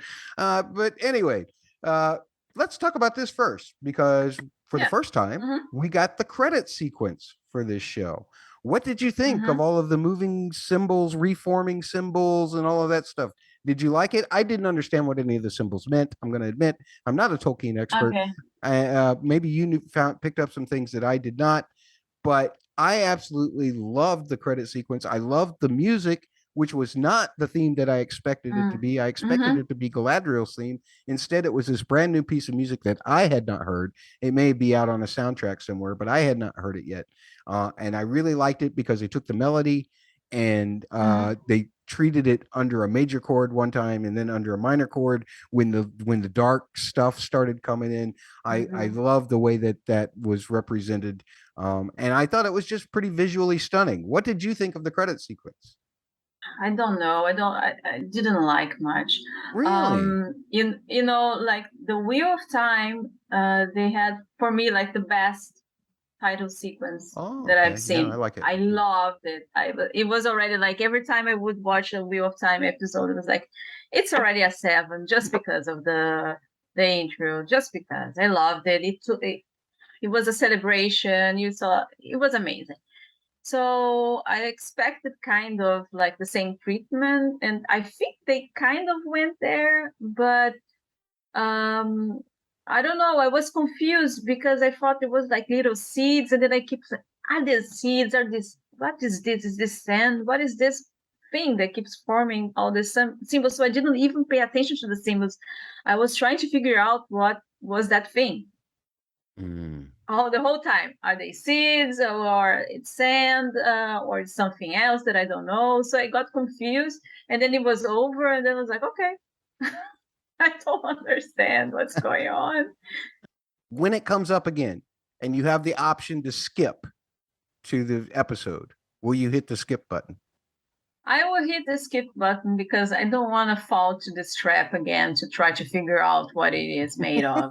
It was ridiculous. I wasn't wearing my glasses. I felt, and I was watching on the laptop because I didn't want to, go down the TV here in the living room. So it was ridiculous. The whole situation was like terrible. My fault. Not your fault. Not your fault at all. But anyway. Galadriel in episode 2 of this, which is called again Adrift, she starts making a long swim. And actually, if you count it in episode time, she's still swimming 26 minutes later, which I think is very funny. It's a record. It's a long way away from Middle Earth, but she's trying to get there. And that's when she hears. And we actually see in her background, but she didn't see it the first time. But we see a sea monster, which we find out is called the Worm. But there's also a group of people on a shipwreck that the Worm caused that find her and pull her out of the water for a rest. And hey, guess who? Halbrand is there. It seems like nobody trusts Galadriel, especially when they find out that she is an elf, those racist people. And then the worm shows up and causes trouble again with this group. Now, Halbrand's a smart guy here. He actually separates himself from the other people and says, divide and conquer, right? Although I think they worked in reverse there. It was divide and survive. It was the way this one worked out. But he separates himself from the wreckage. Galadriel's been tossed back in because everybody says, "Oh yeah, feed it the elf. Maybe it'll leave us alone." Okay, just a second, Matt. Let's be honest. You have an elf who can swim for like days on end, doesn't need that much water, doesn't need that much food because I don't she's know. an She elf. looked like she wanted that water pretty damn bad when they were giving it to her. And they kept giving her trouble about like canonically, elves can go through long times without that much food and much water, and they are stronger. They are like more beautiful, and you can have an elf, or you can have a bunch of very ugly, probably smelly, hungry, complaining people. So Halbrand was just like doing what any people would do. He chose like the winning side. He saw Galadriel, said Galadriel can probably like swim with me. He chose himself. He didn't care whether she made it or not. Yeah, it's true. It's true. I think Halbrand is bad news. You think Halbrand is bad news? Just because see, what's telling me is because he's got a bad attitude at the very beginning, they're going to do the classic trope thing, and he's going to turn out to be a good guy. Now, that doesn't mean there won't be a twist later on, but I see a trope coming with this guy. It's like somebody you don't like, and then you like, and then we'll see what happens from there. I never said I didn't like him. I kind of like him, but I don't trust him. So you like him, but you don't trust him. That's because remember, like everybody's freaking out. The guy is just sitting there, like chilling. It's like he expected that thing to happen. He was not concerned. He was like, "Yeah, I'm here," Okay, understood. But anyway, the worm attacks. All of the bad people, all of the bad racist people are gone. All this left is Halbrand, which isn't much of an option, but it is an option. So when Galadriel gets out of there, she manages to evade the worm, and luckily, Halbrand says, "Oh yeah, you can come back on." I loved that tense moment where she was trying to decide whether she could trust him to get back on the raft or not, and he was trying to decide basically whether he wanted her back on the raft or not. I love that tension, and it was one of the things I covered in the musical analysis about how Galadriel's theme was used there, and it really was hit home by the way that it helped the tension. But they don't trust each other much. But when Halbrand mentions orcs, that gets her attention because that's her life. That's her life mission. His prior life is still kind of a mystery to her and us, but she definitely tells him why she abandoned the Heaven ship. So she says her mission's not done. I had to get out of there. I didn't want to complete the cruise. I got off at stop number 0.1 instead of passing on through to the next port.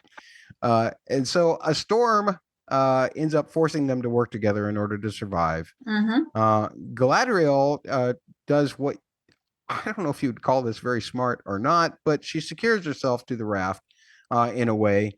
And because she does that, there's a weight on her and all of this other stuff. And as soon as the raft starts to break into more pieces, she gets thrown overboard. It's still tied to the piece and a weight that starts to sink her.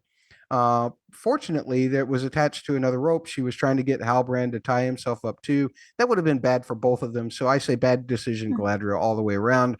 Fortunately, Halbrand had not had time to comply, and therefore he was able to secure the rope, I guess, to the raft, even though we don't see that part, and then climb down the rope to get her, and then free her and bring her back up to keep her from drowning. Now, this exhausts them. And evidently they need some sleep time, and the ship somehow survived. This little piece of wreckage somehow survives that massive storm, whatever happens with the rest of it. They wake up the next morning. This skies are clear, but that doesn't mean that there's not a shadow over him. And it is the shadow of a man who is standing on an actual boat, a full boat, and looking at them. And this was wonderful. I loved that silhouette shot of that guy standing up on the deck. I thought that that was absolutely fantastic. Great setup for the next episode and whatever's going to happen with them, which I suspect probably has something to do with Numenor. But Yes, yeah. it seems, but I do love the way that it was set up. For me, the Elves storyline, like with Galadriel, I was surprised to see that it's the storyline that I can see more flaws. It doesn't mean that it's bad. I think it's a good storyline that has a lot of potential, and will probably carry the series because the main conflict is between the elves, the man, and Sauron. So this storyline will connect these three elements more or less. But at this point, I really appreciated that they wanted to put Galadriel front and center because she and Elrond are the characters that we have an emotional connection. So it makes sense that we are seeing things through their eyes. So Galadriel gets to introduce us to Numenor. Elrond gets to introduce us to Khazad-dum. It makes complete sense in my book. However, I feel that there were some decisions there, particularly in this case, that they didn't work 100% with me. Yes, elves are stronger, but come on, she's like swimming for a really, really, really long time. It's not that Valinor is around the corner; it's very far away. Yeah. I don't think they did a good job, showing us how distances work. They could at least show us like Galadriel floating and I don't know, resting for a couple of hours, then I have to do it again. I don't know. I don't know how you could do that, but it seemed like that they needed Galadriel to go to Numenor, and this is the way that they found that it would be the best way to go to Numenor. And it's fantasy, so you have to accept there's some here and there, but sometimes it takes me a little bit out. Like for instance, like in the episode 1, when the terrible Theo's friend called the elves knife ears, that took me out immediately. Because it reminded me of a video game called Dragon Age, where the elves are oppressed and they are being called knife ears. So I was like, okay, they watch they play Dragon Age. That's what they're saying. I don't understand, And this is the thing with Galadriel swimming. I like the Halbrand more than I anticipated. I like how they portray him like a man of mystery, let's say, a man that's self-serving. But he sees Galadriel as a good ally to have in this case. She seems to take care of herself better than the other losers that he was with. So he makes a choice. He goes for it. No regrets. I like that. I can respect that, and I can respect also Galadriel's mission. I think they should have made more clearer for us that it's not only about revenge. It's not only about the legacy of her brother. It's also something that she wanted to do because, canonically, Galadriel chose to go to Middle-earth against her father's wishes because her father, he turned back. Partially because she wanted justice, but also because she had an ambition to rule her own realm. She had a political ambitions, and she figured that in Middle-earth there was land to be had, and she could be a lady of a land. And I wanted the series to make this a little bit clearer. No, look, I'm here. I cannot go to Valinor. I have this mission. I still didn't do the things that I set myself to do. I cannot go back with this incomplete, and I have beef with Sauron. She has many reasons to do that, and It's just not This demonstrated particular, clearly enough by the TV show. yeah, and like, what makes a woman, like an elf, jump from a ship and risk everything to return to Middle Earth? You know, that has to be more than revenge. It has to be more than this kind of thing, that obsession. No, I would like to say a little bit that. And when she's speaking to Halbrand, saying that he could live long enough to speak the names of the people she lost, and it would be enough, because she lost so many people already. Now, this showed me a glimpse of what could be this storyline. Her grieving, her hatred for Sauron, because Sauron is the source of a lot of frustration, and a lot of pain. Okay. Yeah. And I want to see more of this. So it's still an incomplete storyline for me. It has a lot to grow. I look forward to it, and I really like Halbrand. And I hope they don't do like some sort of romance between Galadriel and Halbrand, because I would not be up to that. Not on for that. So no shipping of Halbrand. No Halandriel here, ladies and gentlemen. You heard it first. No Halandriel here. No. Her I don't even know how to say that. Harbradriel? Should we call it? Halbrandiel. I don't want Halbrandiel. Halbrandiel. No, none of that here. So we will keep that in mind. I agree with you to an extent that it does seem like, again, based on what we've seen in trailers and everything, we can kind of guess that Galadriel and Halbrand are going to end up on Numenor shortly. It does seem like an awful lot of happy accidents that were coincidental to get them here, because we don't know how far the storm took them towards Numenor. We don't, and like you said, none of that was demonstrated. She did swim for 26 minutes off screen. I mean, come on, give her some credit here. It's a world record for getting within a ship's distance of Numenor. I'm kidding. I'm giving her all the credits. I'm just concerned about her storyline. Okay. Understood. Well, let's move on to some other elven storylines. Eregion. Is that how you say that again? I've already forgotten. Eregion. This is the realm of elven smiths. It tells us on a big title screen right as we're looking at it for the first time. Beautiful looking city, by the way. But Elrond and Celebrimbor have basically traveled there after Gil-galad has assigned Elrond to Celebrimbor.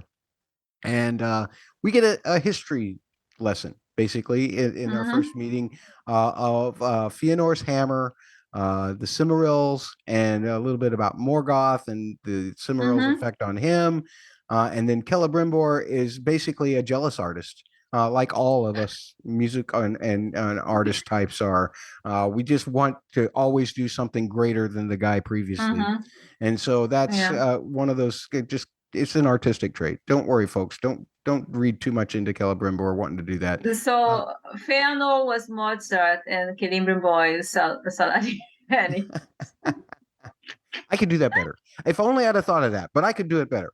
That's basically what Celebrimbor is doing. So he wants to build this forge that requires, basically an extra workforce, because he's got a deadline. He's got all kinds of things that he wants to do with his great art. What about this deadline? This I didn't understand. Why he has a deadline? Did he say? He did not say why, but he wanted it ready by spring. Maybe there's some certain things that he can get in the springtime to make his art that he couldn't get at other times of the year or whatever. I don't know. But anyway, it's a convenient reason for Elrond to think of the dwarves. And so it's like, oh, wait, I've got a friend and they work hard. I know these guys. They work hard. So I'll tell you what, I'll set you up with a workforce, Celebrimbor. And so it's to Khazad-dum we go.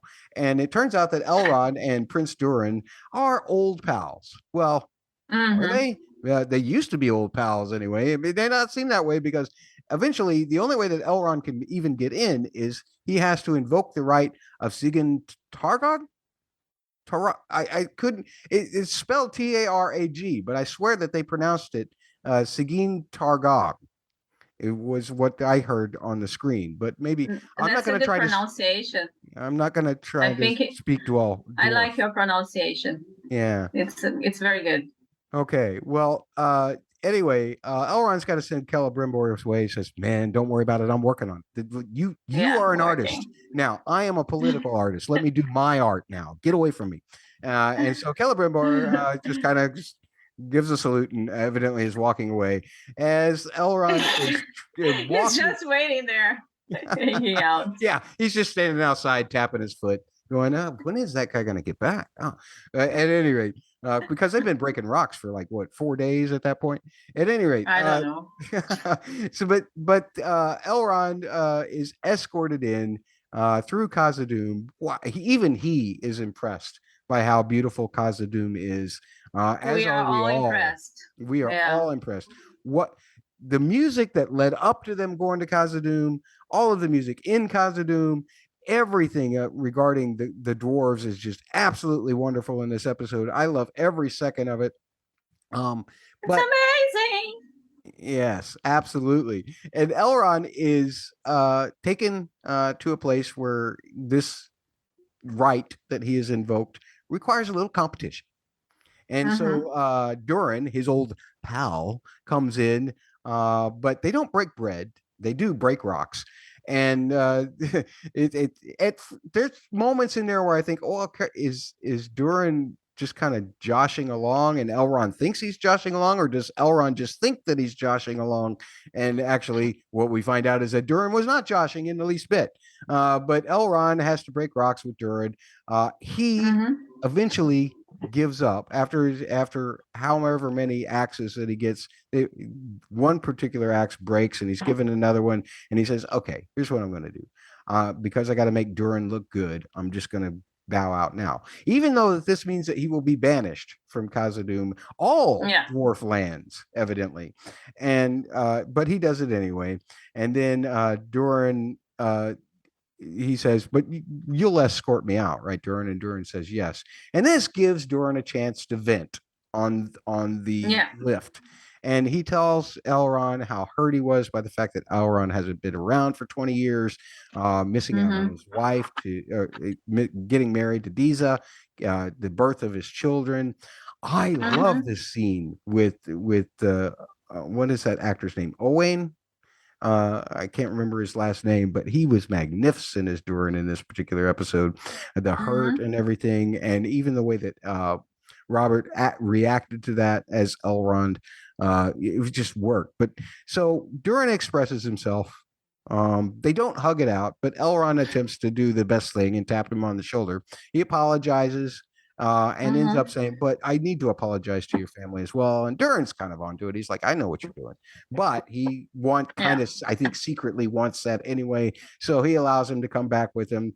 They meet this wonderful princess, Disa, who is Durin's wife, who has learned how to understand where the good mining stuff is by singing and using the reflection. It's almost like some kind of sonar, because she sings into the rock, evidently, and then by the way that it resonates, they can tell what kind of jewels and things like that are in that rock, or whether they need to leave it alone, or what will help make the structure more sound. I love all of that. Plus, she's just a character, man. I love how when Durin is saying, oh, you got to get out of here, Elrond. And Disa's like, he is not leaving. He's not leaving till he has dinner. I love all of that. It was so perfect. The two kids are funny. The way they're playing around in their dad's helmet and banging heads and being kids. Then we get the story of how Disa and Durin got together. And then the real clincher to show that Durin did still care very much for Elrond is the fact that Elrond had to give him this tree seedling from the great tree from Linden, and Durin had taken care of it so meticulously that it grew into this great tree outside of their home there in Khazad-dum, without light, without any. It was a great story. And then Elrond gets to make his proposal about what he needs a workforce, and he finally gets around to doing that, even though we don't really see it on screen. Later on, after that is being considered, and I guess Elrond has been sent back on his way. But him and Durin seem to be friends, except for the fact that Durin is telling his father, the king, about it. And his father is still very skeptical of elves. Is more worried about Elrond discovering something that the dwarves are hiding. Perhaps not the only thing, but at least one of those things they're keeping in a box, which they open up, and it's almost like the magic briefcase from Pulp Fiction. They open it up, light shines out. You don't know what's in there. But you're amazed by it. So let's discuss a couple of things here with the dwarf storyline, because that pretty much concludes that. Yes. First of all, what do you think is in that box? Oh, well, you put Mithril, and I think we saw some promo shots of during holding what we can assume it's a Mithril stone. I don't know, saying that this would change the game or something. It looks very shiny, so I saw people saying Arkenstone or like the shiniest of the Jews, which the Silmarils, but I mean the Silmarils canonically they are all accounted for, so I don't think it is. I would say Mithril, but I would like to be something else, but I don't know. I'd say Mithril. I just thought it was a lovely storyline, well executed. I have nothing to add. Everything was fine. I mean, liberties were taken, whatever. It worked. I'm really. I have questions about how exactly Elrond and Durin became friends, because I would assume actually that Celebrimbor was the one who was friends with the dwarves. No? He's in a closer proximity, and he canonically has a dwarf best friend forever too. But I'm open to the idea that actually it was Elrond all along. He just introduced the smiths, the elven smiths to the dwarves, and everything was fine for a time. I really like it. I really like Tisa. I think everything worked well, because sometimes you have things that have a good idea behind it, but don't work that well. But the idea was good and the execution was good, and I think the actors, you can see that the actors are not having a good time, but they are really understanding where the characters are coming from. Now, for Elrond, it's very simple. It's 20 years. It's not that a long time. For Durin, he has another lifespan. 20 years is a long time. Elrond could have at least sent some like Christmas cards, whatever, you know. Elrond could have spent 20 years just writing the speech for Galadriel, for all we know, and he wouldn't care. The time is nothing to elves. And for Durin, it's like, man, I've had kids, I've gotten married, I've had all of these wonderful things happen. I probably would have told you about this stuff that's in the box if you'd have come to me 20 years ago, but not now. So I totally agree with you. This is the relationship that out of these two episodes I was most invested in. I loved the rock breaking and how that was kind of a little funny, but also just kind of like, well, where is the positioning in this? It was kind of mysterious and everything.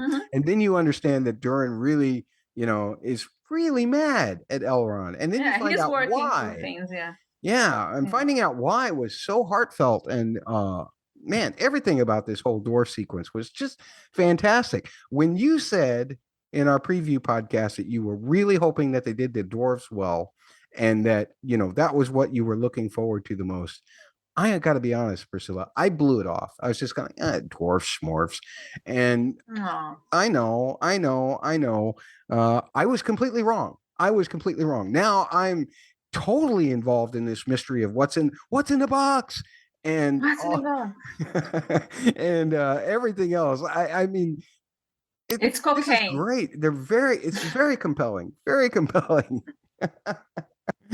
Oh, anything else about the doors before we move on? It's Breaking Bad in Middle Earth. That's what it is. Elrond cannot know. I did have one other thing about that. Now that those doors, we're going to Khazad-dum, right? So those doors, is that where our hobbits from the primary story, is that where they may have come out from that just weren't there anymore? Because I don't think the doors of Durin actually exist. Isn't that one of those things that the stories tell us Celebrimbor actually created? In the trilogy, in the original trilogy, we see the door that they used to enter, and it's created by Celebrimbor. And yeah, it's true. So I'm wondering if But this I is mean, part of the negotiation. It's like the dwarves say, "Yeah, we'll supply you your workforce for this forge that we suspect will probably end up if you making give the us a rings." door. Yeah, if you make a nice door for us, I'm wondering if that's the case. We'll see. But I would love for some more negotiation. Durin coming back on Elrond and saying, "Yeah, we'll do it," but or whatever, because Daddy wants it or because Durin wants it. Either way, I don't care. But we gotta see those doors made, because these were not those doors, for sure. Although they were fun. They were fun doors. I love the way they just kind of opened, and the way that they looked, and everything was fine. I love the way that little thing slid up, and the one dwarf said, "No, go away. You shall not pass." It was like the Knights of Neek from Monty Python. But I loved it. That was all great. It was everything was fine. Yeah. Yeah. Anything else about the doors, or should we move on? No, let's move on. Dwarves, big hit. Love him. Dwarves, big hit. I love it. Small hit. Nori, who is now at the crater as the story begins in this episode. Poppy actually startles her, then tries to get her away, and in the process, accidentally pushes Nori into the crater. But the fire is not hot. We have to be told that the fire's not hot. Fire's not hot. And then we find out that the guy that is laying in there is not dead, because first she pokes him in the face, nothing. But then he wakes up, grabs her hand, rocks fly all over the place because this dude's got something about him. He's got something special going on. All of the hot fire goes out, and then he passes out, and the not hot fire returns.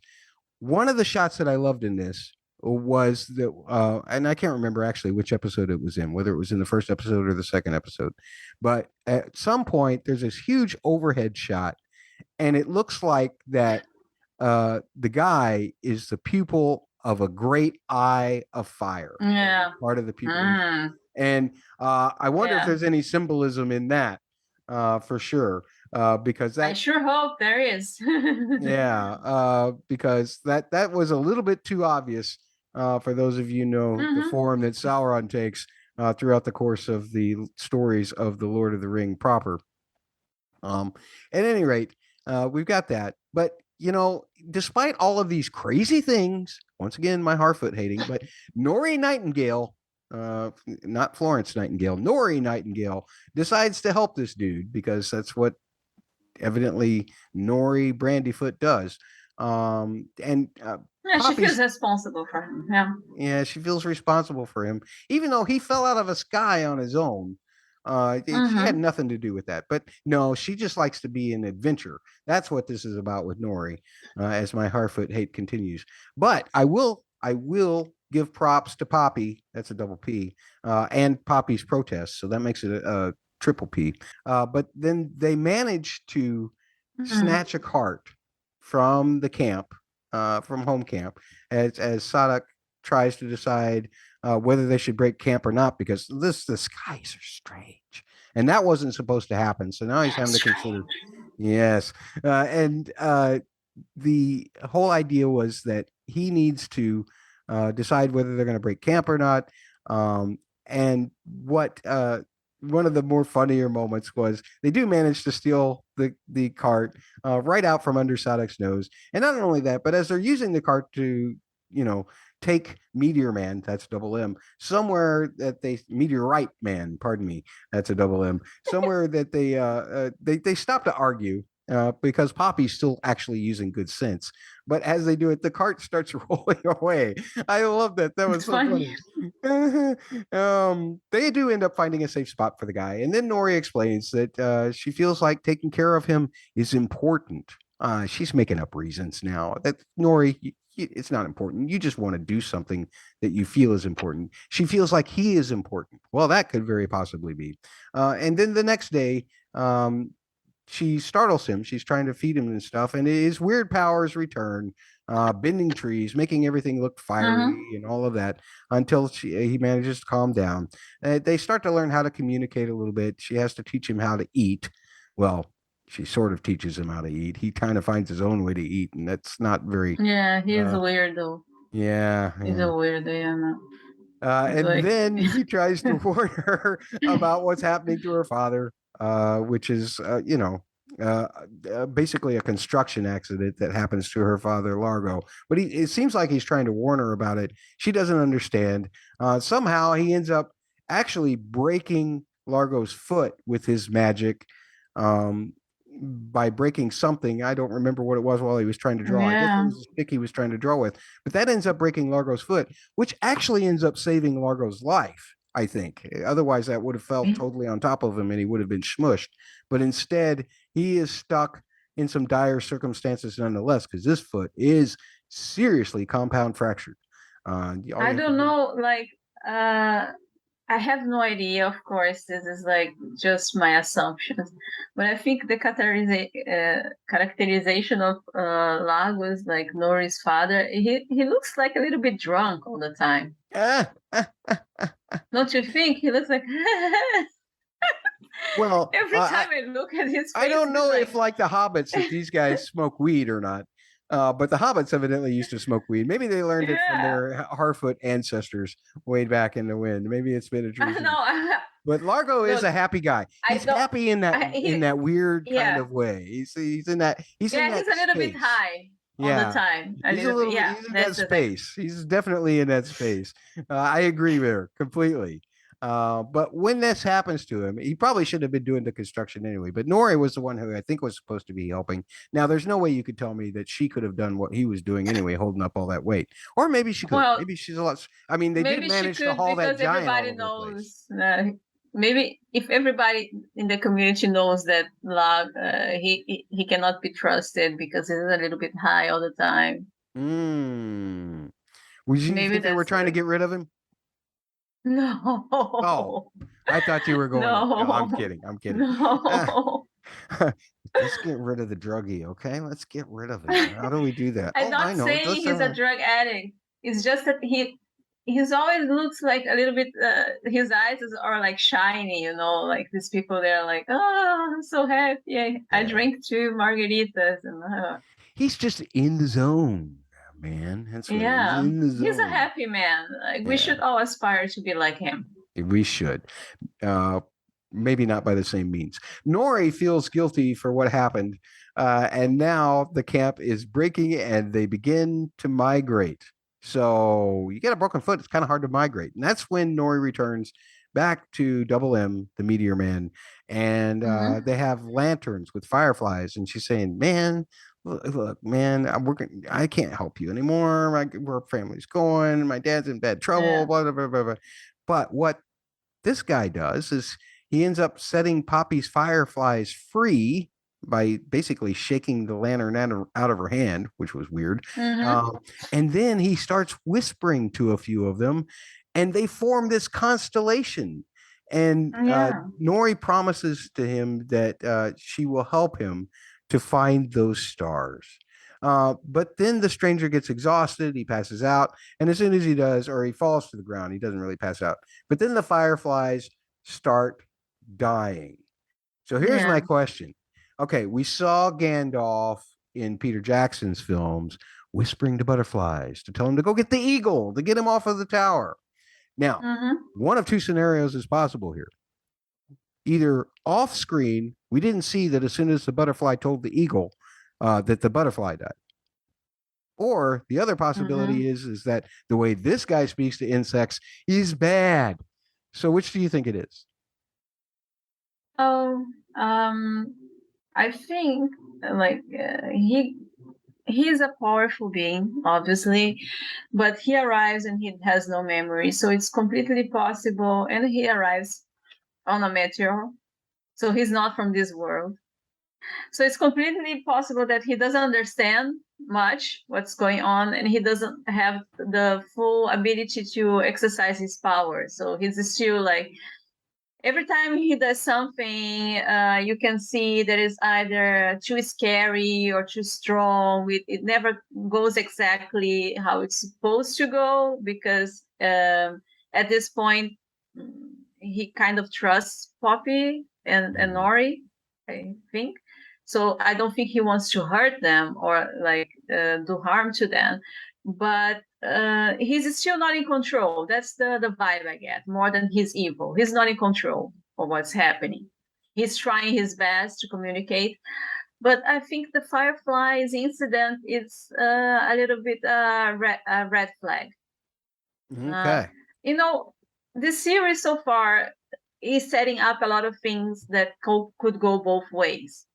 True. Like Meteor Man could go both ways, Halbrand could go both ways, and Theo, I'm pretty sure he can only go one way, but let's give him the benefit of the doubt. He can go both ways, So it's only the second episode, and we don't know these people very well. Yeah, too soon. Let's give them time to show us who they are. Okay. And then we believe them. I think everybody is a little bit evil there. Wow. All right. Some evilness in the mix.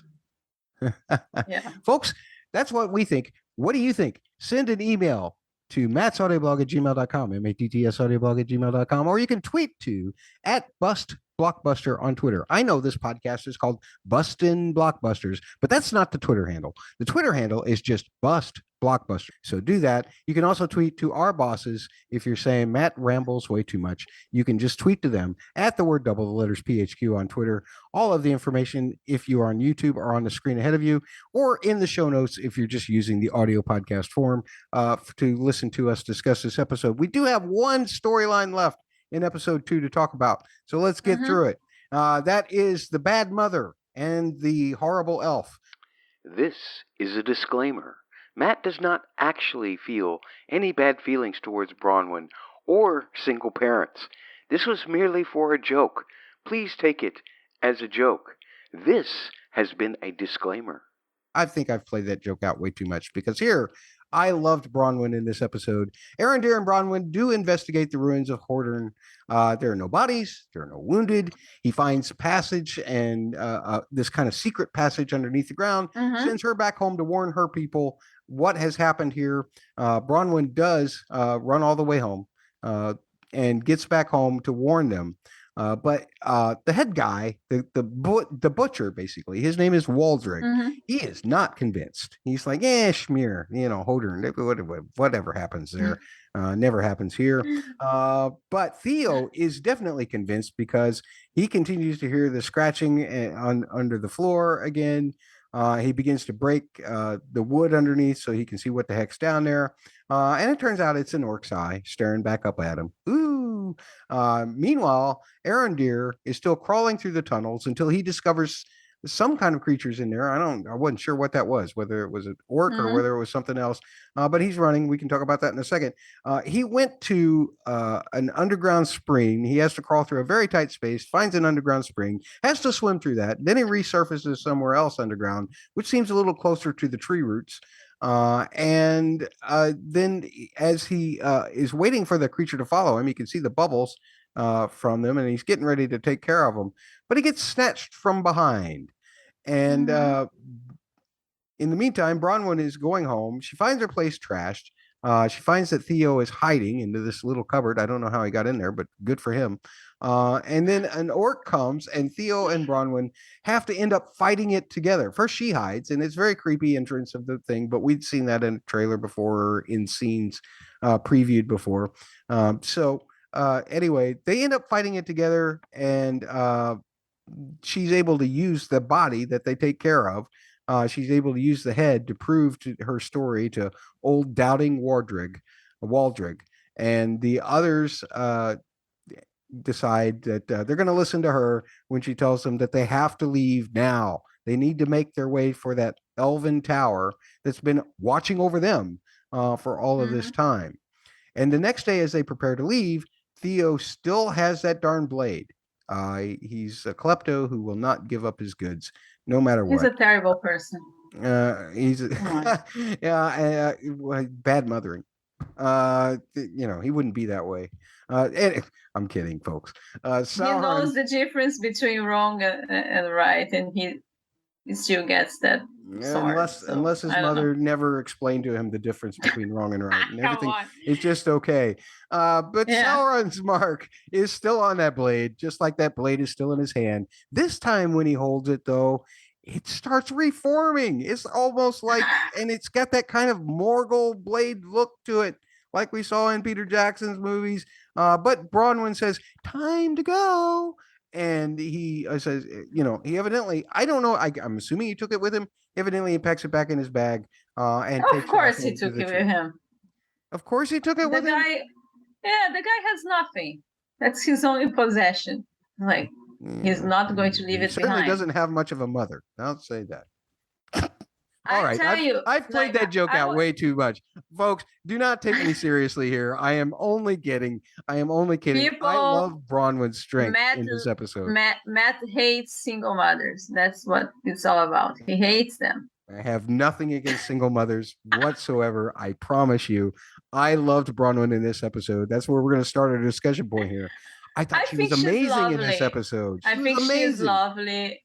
Aronji has good taste in women. No. The thing with this storyline is I'm very intrigued. They are in this reservation. The elves are kind of like antagonistic. The people there, you have the feeling that they are not really. Rowan says they are good people, but they seem a little bit, like when she goes back to the village and she tells them that they have to go. And she first finds the other village completely empty. Like I kept thinking there are two options. Either this other village, like they were always snatched to become slaves, or they went willingly with the orcs to join the army of Sauron, as Aronji is suggesting. Yeah. Well, one of the things that I did like is that her producing that orc's head did seem to convince. There were an awful lot of people leaving town that next day. Yeah. So I know, but it could be also like, okay, now she got a point. We have to. I cannot imagine having to make that kind of choice. It almost kind of reminds me of our "What's worse" questions. What's worse? How about, Priscilla, you choose a question, let me answer first, and then you are forced to argue the other side. Okay. So, what's worse? Having a hot elf interested in you, but you are both unable to hook up, or to have your surly teenage son hide an evil broken sword under your floor? Ooh. I'm going to say that having the hot elf, Arondir, interested in you, but you can't hook up, being worse, because the surly teenage son thing, that's your fault, Bronwyn. That's totally your fault. So you can't say that that's worse, because that's a situation that you created. This is a disclaimer. Matt does not actually feel any bad feelings towards Bronwyn or single parents. This was merely for a joke. Please take it as a joke. This has been a disclaimer. On the other hand, you've got a hot elf who is totally adoring you, and you can tell it, but the guy can't seem to communicate anything. So what kind of a relationship is that going to be? If he can't, you have to have communication in a relationship for it to work. This guy can't say it. So if he can't even say it, even though you can see that he desperately wants to say it, if he can't communicate, this relationship is definitely going to be worse. You can always just beat the heck out of your son for doing bad things like hiding an evil broken sword under your floor. But you cannot get a guy who can't talk, who gets so nervous that he can't say anything to you, even though he adores you, he loves you. You can tell, but he can't say it. I mean, does that really seem like commitment to you, Bronwyn? So that's definitely what's worse. All right. How are you going to argue the other side there, Priscilla? Well, obviously, if you have a son like Theo, like you would want a hot elf in your life. Let's just put this way, right? So, but obviously, I think Theo is the worst option. Come on, like you are stuck with him. He's your son. You cannot disown your son. You have nothing. Okay. So you have to take care of your son, and your son is basically a kleptomaniac who is, not only he's keeping secrets, but he is like hanging out with the wrong crowd, and now he's involving you in his misdeeds because when children do stupid stuff outside of the house, it's one thing. But when they take their stupidity inside of your house, that's another thing. Imagine the elf police is there. They would arrest Browning, right? They would find a strange sword that has the mark of Sauron on that, and what would Browning say? Oh, it's my stupid son. I'm sorry. Take him. No, she's a good mother. She would have to die for her son. I have to say that you're making some compelling arguments here. Here's what we'll do, folks. Both of our What's Worse questions, both, 1, 2, of our What's Worse questions, we will put on a poll at Bust Blockbuster for you to vote. And then I'll finally prove to Priscilla exactly how right I am about these things. Or you are always right. Or vice versa. It may be vice versa. And if it is, usually people like to vote against me, no matter what the other option is. No, come on. Oh, it happens. I've watched it happen time and time and time again. But the people just like to vote against me. It's okay. It's my lot in life. Much like Theo, I was not given a choice. I have to live this life that I'm given, which is to not win any of the What's Worse polls because of bad motherhood. Wait a minute. I better not talk about my mother that way. So, ladies and gentlemen, that's pretty much everything that we've got for this podcast. Fantastic job, Priscilla. Thank you so much for joining me. Now, I know you're going to be covering Lord of the Rings as well. Will you please tell everybody about your YouTube channel for just a minute or two so that they will know how to follow you? Now, you do your YouTubes in Portuguese, but I found that the translator is fairly reliable if people use auto translate to watch your. I guess you speak in an easily translatable way so that the Google translator holds up a little better than it does for some other things I've tried translating, because I generally get the idea of what you're saying when I watch them. Sometimes I get an idea of what I'm saying too. So I'm glad we are on the same page. Other times I don't know what I'm saying. It's awful. But anyway, you can find me on YouTube. Basically, it's the only place you can find me. I'm not on any social network whatsoever. So you can go there. My channel, Priscilla TV, which is a stupid name, but it was chosen by my subscribers. So I have to thank my subscribers for this name. It's kind of a joke. I don't own a TV, but yeah, that's it. And it's in Portuguese, Brazilian Portuguese. So, but you can, as Matt said, you can put the subtitles. And I'm releasing my review today. I think I already edited the video, so in a couple of minutes I'm going to post on YouTube, so you can all check it out. And tomorrow I will be in another channel for a live, Universo 42, also a Brazilian channel, much bigger. And we are going to discuss the Lord of the Rings, the Rings of Power there too. Excellent. Thank you so much. Once again, folks, the channel URL will be posted in the show notes or here on the YouTube. Do like you do here. We want you to subscribe on the Double P Media YouTube. We want you to subscribe to Priscilla TV as well. And we want you to leave comments. We want to hear what you think about these episodes of The Lord of the Rings. And in particular, as far as this podcast goes, we definitely want to hear what you think of the podcast, things that we might need to maybe not. If you have something terrible to say, don't say it. No, that's not true. I like the terrible things. I like to share them because when I share the terrible things, then I can just cast it off as somebody pooping on the podcast. Pooping on the podcast. Yeah. But there is no bad like no bad it's called? publicity. Yeah, no bad publicity. Yeah, exactly. Yes. All right. That's all we got, But folks. thank you, Matt. Thank you for having me, and see you next Friday. See you next Friday. See you every Friday between now and 6 weeks from now, I think. Yeah. If I did the math right. See ya. Bye. Your math is perfect. Bye.